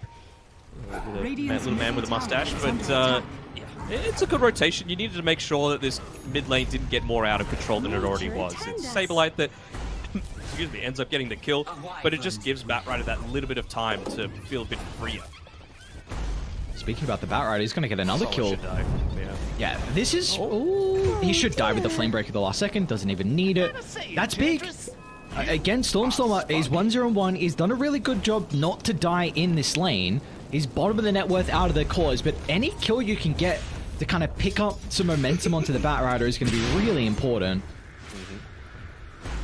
No one, though, realizes that they went for a little bit of a crazy play previously, required, again, the position 1 TPing through, so I suppose the benefit is when all of that was happening, Toby was able to recover his farm a little bit. So that's always a nice little benefit there. So was Vichun, though, just unopposed, being able to find a farm up, for this Midas, and we all know how effective that's going to be when some of these creeps start to come out. Helm the Dominator, of course, is picked up by Toby already. Light's going to be in trouble. Near the Roche pit, no one's going to jump in. Has the Sonic Wave at the ready, but look at Katomi. Oh, always is Katomi at the ready. The curse is perfect. They chain control no one. They bring him down with ease, and now Sweet and Strong, he's going to be in trouble as well. Oh no! Oh, the micro. The goddamn clap. I was going to say, why did he not aggro the Tiny? But it does the trick anyway. He gets the clap, and at least he finds a deny. He was going for that damn Harpy Stormcrafter, man. That's why. Ishman zapped Roshan, so he went straight for him. It's little things like that that you forget, right? How many stacks are we talking? No, how many times I see Katomi actually just win team fights with a Winter Wyvern? I'm gonna keep... Yeah, I will not actually be able to keep tallies this game, but Katomi Wyvern has pulled them through multiple games into a 3, so he's already off to a really good start. Yeah. Top lane. Doom's out from Saberlight. Stormstormer's gonna look to TP in as well. Na'Vi, they are playing with multiple heroes nearby. Let's see if it's gonna be enough to protect the Tide Hunter. It looks like it will be with the Healing Wood. They've shrugged off the Doom. Now they can reconsider jumping back in with the Ravage. And the threat of this is going to push Entity away. They don't have the cash. They don't have the way to be able to follow up on that while they don't have the Queen of Pain there and available. They don't have the Blink Dagger yet on Sweet and Strong. So, yeah, he's just going to be forced to back off a little bit here. Radiant's bottom tower Still is under attack. push a siege creep into the top tower. I wonder if they might even glyph. Yep, they do. Making sure to keep that one available. Really important to just take away as much of this jungle as possible. Unfortunately, Vichun didn't tank, one of those tower hits. So siege creep's going to go away, but they get the tower instead. Down bot, Blaze just doing his job, right? He needs to make sure that he is there to stop Lycan from pushing. Lycan really can't do anything. He's not going to kill you. You've got your Kraken Shell, you've got your Anchor Smash nearly, maxed out, Kraken Shell nearly maxed out. This certainly isn't a gush kind of game. And this is... They've picked for it.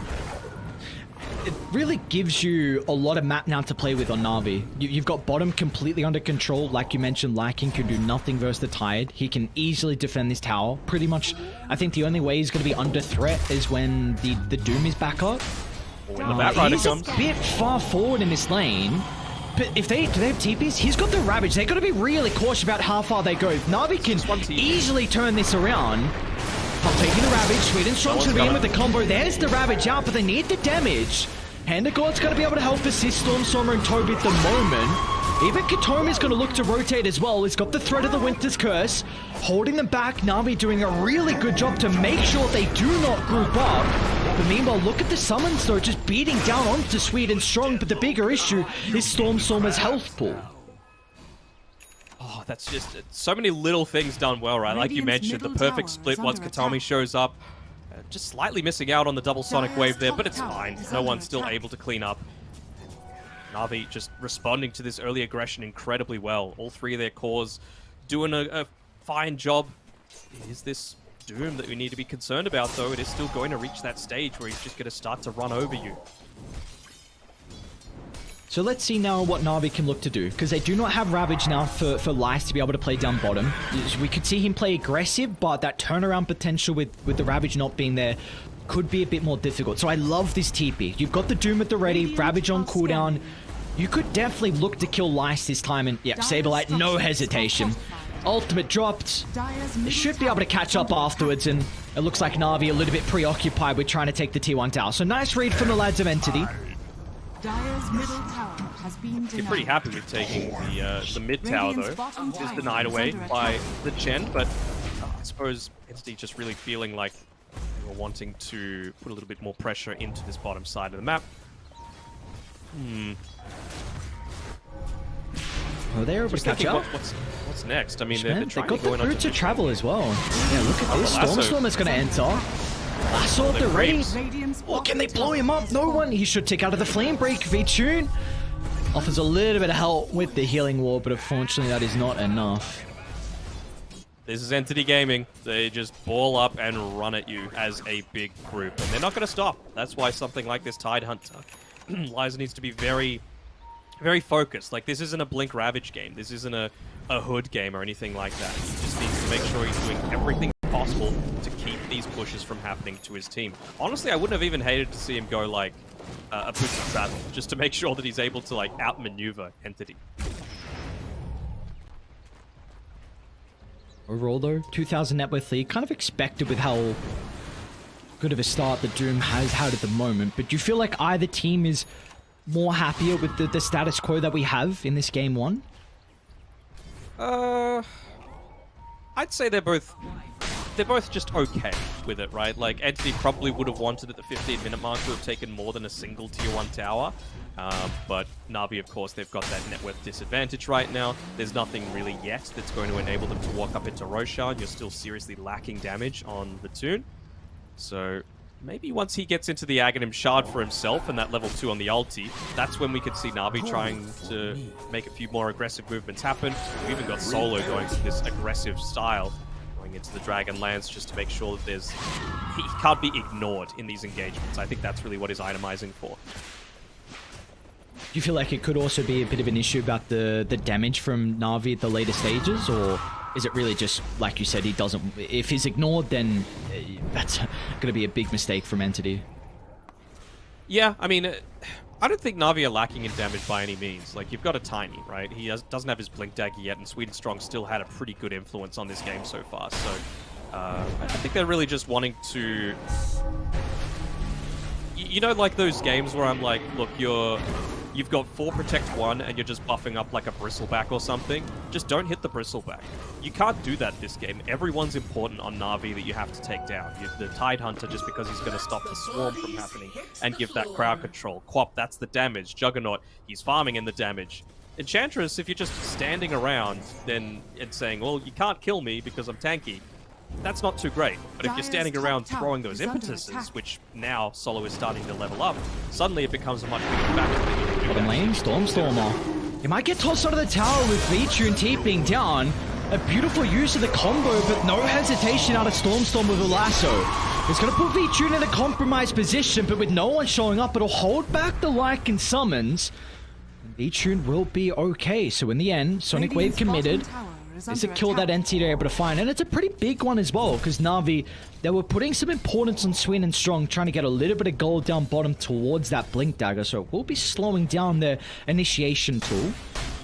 I suppose, but you did also need to commit a lot for that kill, right? Like, I don't really see them taking too many towers. Maybe once Doom has the Blink Dagger, they could look to go for a pick-off into another tower, but you kind of need the Shapeshift. You kind of need the Lasso to be able to start a lot of these team fights, and without those for the next, what, 60, 70 seconds, it's going to be a little bit rough.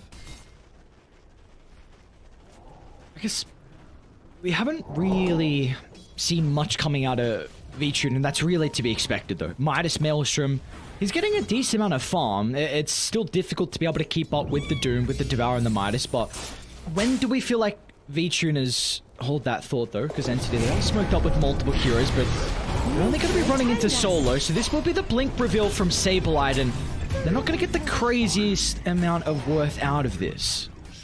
Very happy with that, Na'Vi. They don't have the greatest Roshing lineup, so finding an Enchantress on their side of the map is probably the worst case scenario. They want to be running at you right now.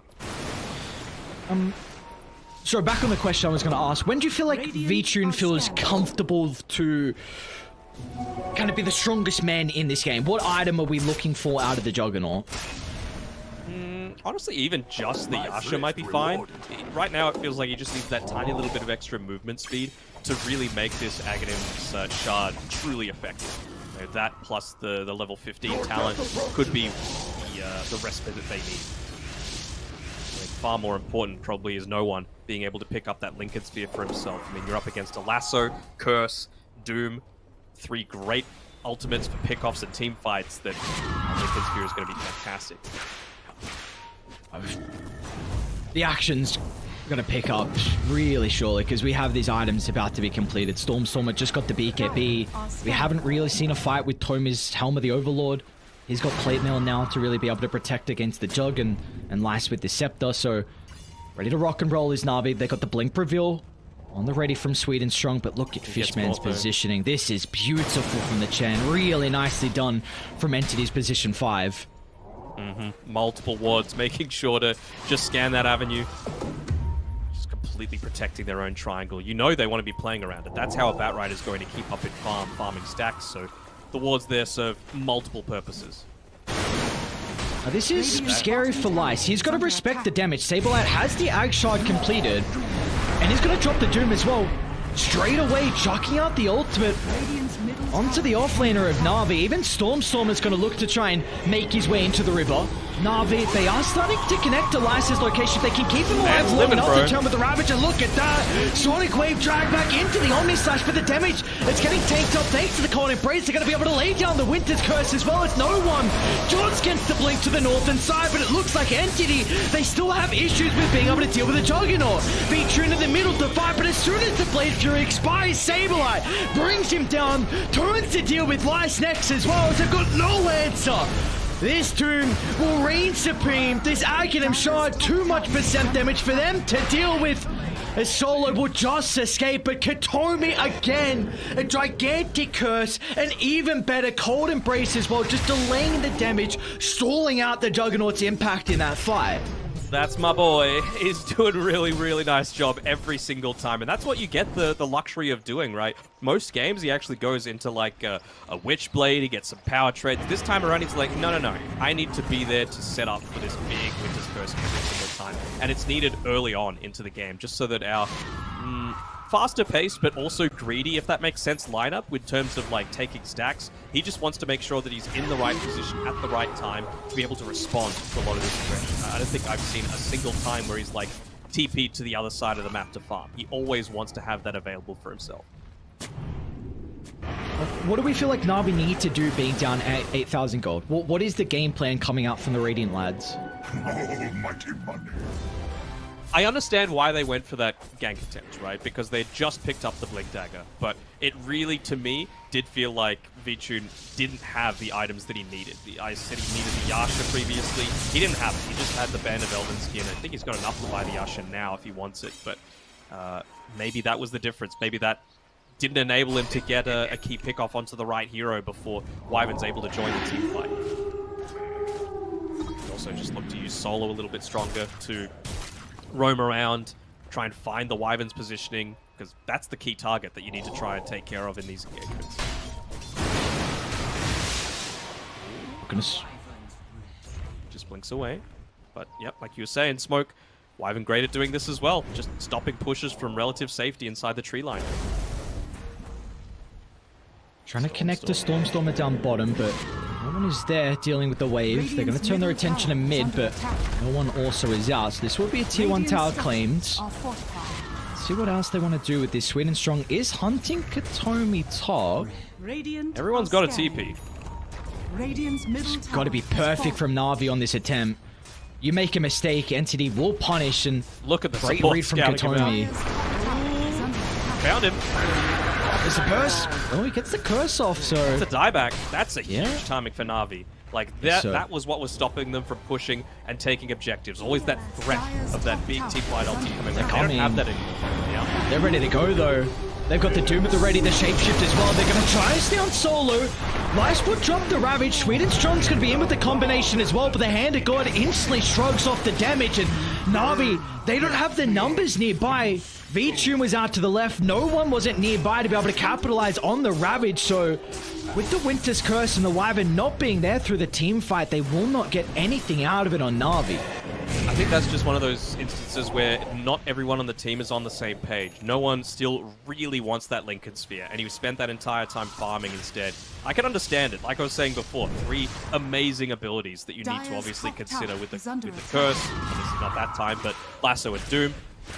He needs that. He needs that for his like safety net, because like I was saying during the draft, once you blink in on the Quap, you're in. There's nothing you could do in response to it unless you buy like a Blink Dagger for yourself. I'm really concerned for... Until Na'Vi get multiple Lincolns, you've got one now and no one, but you're about to have double Refresher. Sableye is getting a ridiculous amount of farm across the map. 4-0 and 5. He's playing this Doom incredibly well, and they are going to have big issues with dealing with... It's going to be a 3-on-5. Sableye is going to take 2 heroes completely out of the equation, and they have great ways to chase Na'Vi down once they are doomed, so... I don't know what they can do until they get these Lincolns. And I don't think they're going to have the space, though, to farm that. Yeah, V-Tune's the main target for them right now. They'll try and find someone, but I believe... No, they didn't have vision of that regen rune, but middle tower so happens that it was instantly a blink back as soon as it was picked up. Maybe just wanting to secure tier 1 top if they can. Open up Roshan a little bit for themselves. Oh, get the tower! Oh, no, get it, you may as well! Oh, God. They're under a ward. Now they've got to be really cautious. I believe that's a dieback for solo as well. Yep. Yeah, I don't think you can contest this, Roche. Looks like V-Tune wants nothing to deal with it. Has been killed.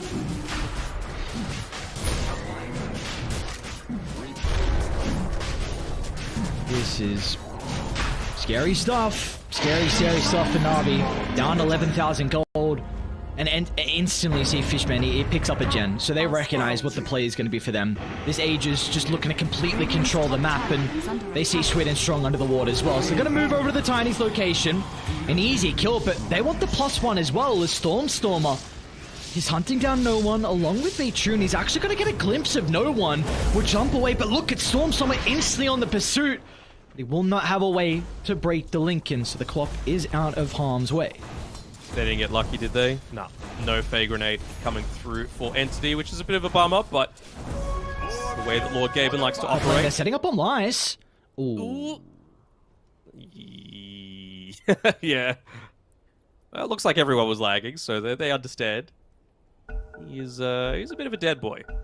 Oh, he's gone. Yeah, it's not gonna be... What? Wow, he's dead, but like, I don't know how we got the blink off. I'm so confused. Alright, Doom is out. Easy kill onto the position 3 on Na'Vi. You see instantly the Radiant are recognizing their role. You gotta get the lane shoved out. So they're gonna get mid pushed out. Solo's gonna look to move to bottom, but again, they haven't dealt with the ward on the higher ground, so Stormstormer just jumps in. Easy kill onto the Enchantress, and now it's time for Entity to look to swarm into Radiant's territory and make sure they have no map to play with. Are scanning. Even just a double damage on the bottom side. With the Cobbler. Do they have the damage? We'll see. But Tune is nearby. The Omnislash looks like it won't even be required. And they're starting to move on over. They might need the Sonic Wave to get the kill as Sableye. He's got the second round of the Doom thanks to the refresher just picked up.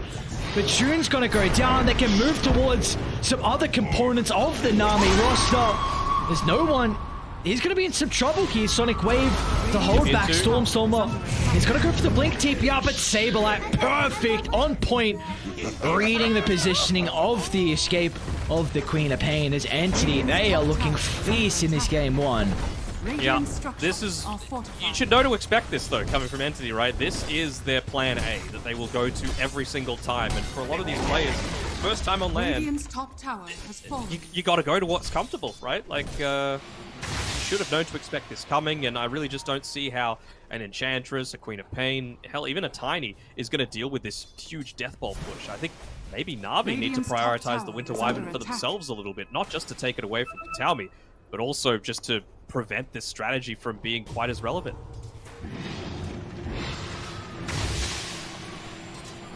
It's just not only their cores getting a ridiculous amount of farm, but it's the supports as well that is having a lot of Radiant's bottom impact. tower is under attack. Katomi's Shadow Blade almost. You've got Fishman that. He's going the Ags on the chin. Let's go! Good. I can't wait. Well, that's really the only hope I feel like Na'Vi have. It's a big jump in Ravage with the refresher. Lyce is actually even going Lincoln, so really ultra late game, maybe that double Ravage, but yeah, now with the Scepter that Fishman's working on, that will not really be a threat. I wonder what he can go where he doesn't actually reveal the fact that he's going for it. Does it matter? I don't know. Does it really matter? Just by the staff, I guess, and they'll be like, oh, he's going to 4 staff.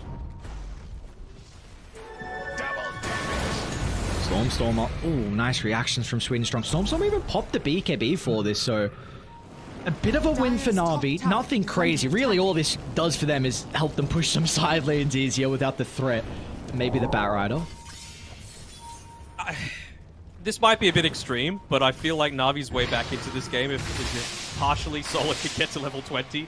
You know, he could start to enchant some Ancients, you know, take away some of that Mid lane, Chen V-Tune. impact. He might be in some trouble. Shapeshift ready. Saberlight is a bit slow to be able to connect, and oh, I thought he was going to go down. Wait, hang on. He does not have a TP. What's going on? Spider-Legs That are is two. such an interesting position. Oh, Okay. what the heck? Pretty strong. Gonna catch up the Fishman, but the Chen. They just want anything at this stage. Yeah. Dire's top tower is under attack. Dire's top tower has fallen. And I don't know. Like, V-Tune even going for this Midas, he's just not keeping up in farm. So it's not like we can even start to mention maybe an ultra fat Juggernaut at the late stage. Sweden Strong. Toss maybe to the potential of the Ravage. I know the BKB's on cooldown at the moment, but no one else is nearby to fall because Mimo down to the south, no one. He gets blown up. Finally, Lyce is going to drop the Ravage with V-Tune nearby, but again, the Hand of God along with the sustain, keeping Toby alive for long enough. They might not even get Toby. Finally, Lyce, he gets the kill with the Gush, but Entity, they are all over Na'Vi in this game one. Lyce will not escape as Saberlight. An easy chase down. He's got the Infernal Blade up in a couple of seconds. As Entity have their number, they shoot to make it a team wipe as well. As Solo, he's down and out of the count. Na'Vi, they are really struggling in this first game. Oh, the tiny things as well. Like, even at the very end there, I'm not sure if we're able to get a replay or not, but they were able to body block to make sure that the Enchantress wasn't even able to get a Chen kill. They were like, you know, you're not walking into this little area and picking off what is probably the easiest hero of my team to kill. No, no, no. They're valuing everyone and their ability to just continuously push forward. I love it.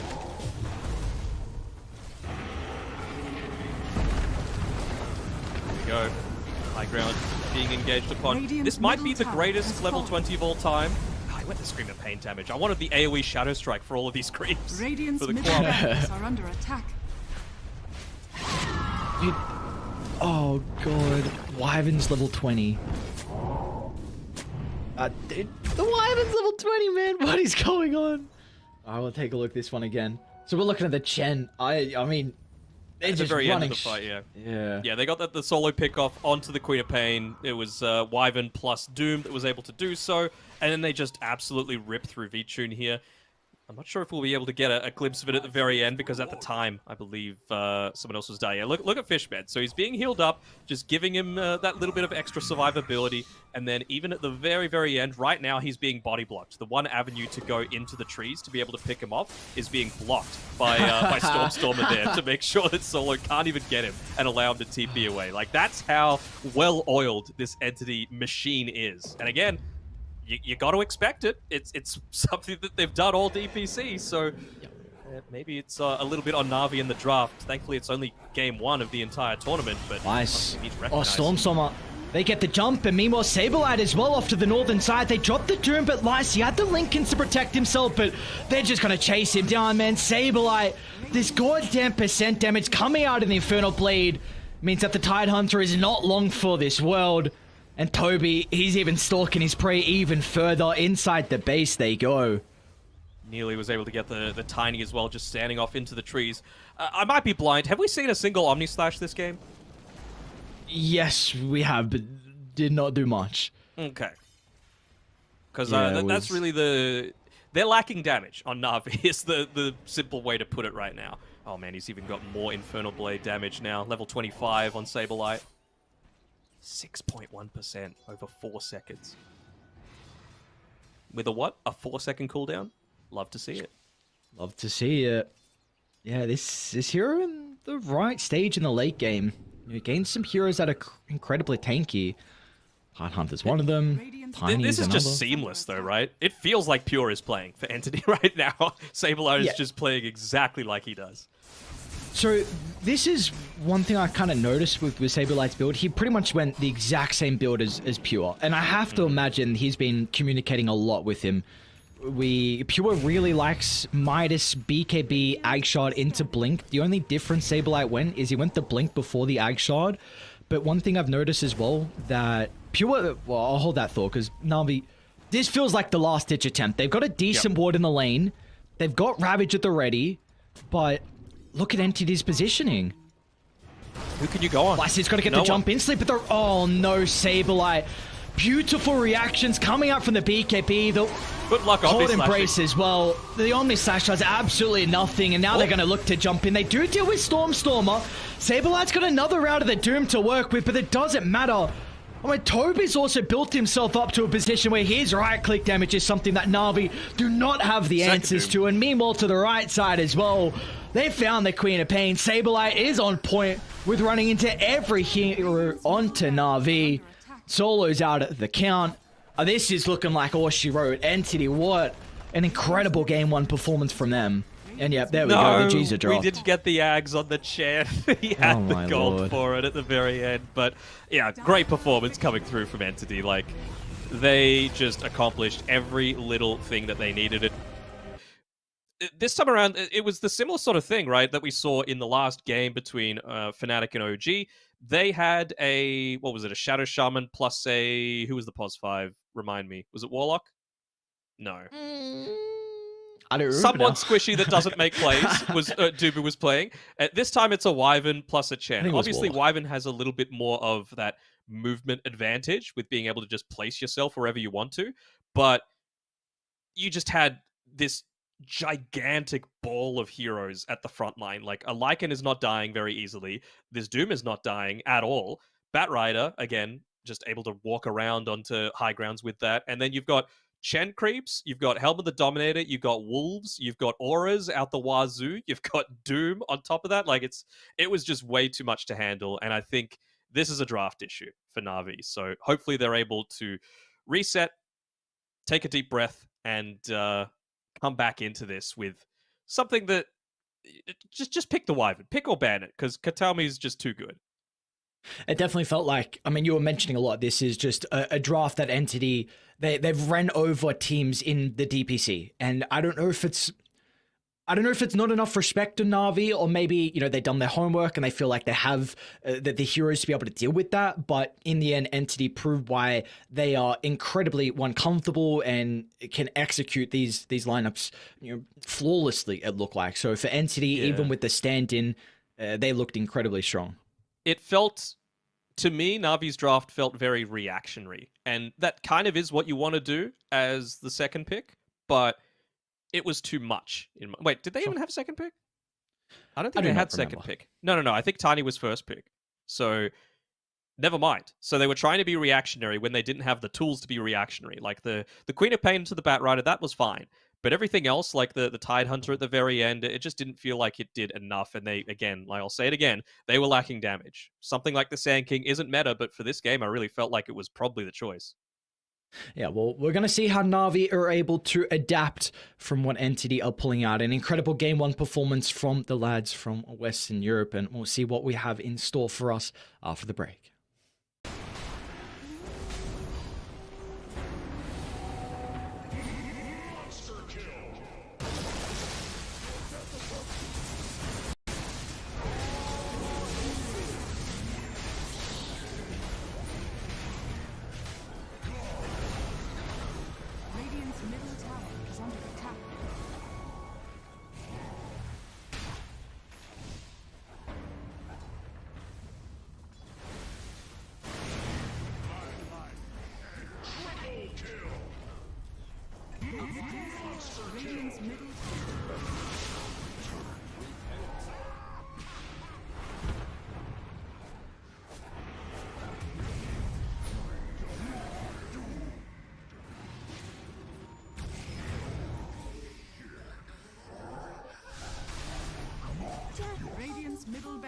are under attack.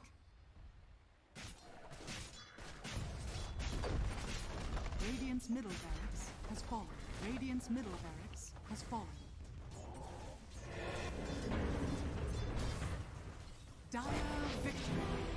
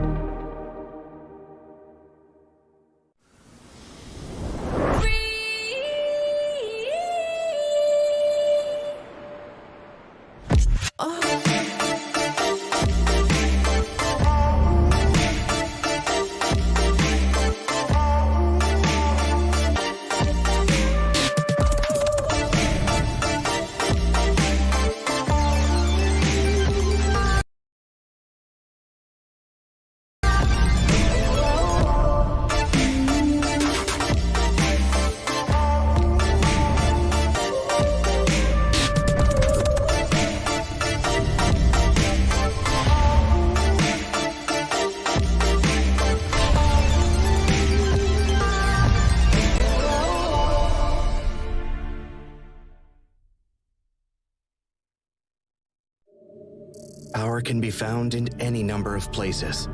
Scientists will tell you that it comes in newtons. Gamers will say that it can be found in silky skills. We will say that the power lies in real thrills, in the play with perfect ping, in the runes and crystals, in every frag and gank, in your personal winnings. Lock and load for PGL Arlington.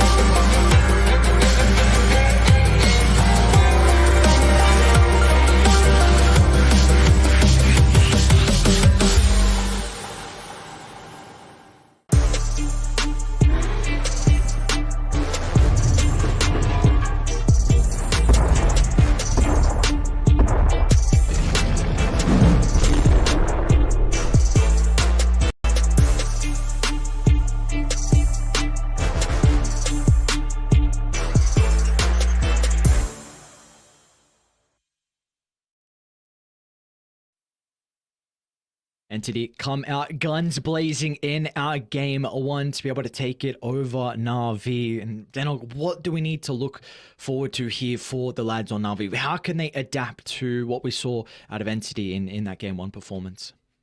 Take away their main strat. That's the thing. You only have a certain number of bans. You can't ban everything that's going to push. Something's going to slip through. They tried on Na'Vi in game number one. They made sure to get rid of like your Visage, your Beastmaster, like all these early push style heroes, but the Chen slips through.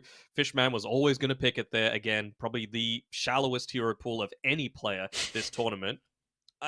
That's not a bad thing. Like if you're able to play it every time, and it's not like he's like a two hero, like two trick, I guess you could call it. He's got 4 that he can go to, and so that's enough. That's enough, and I think just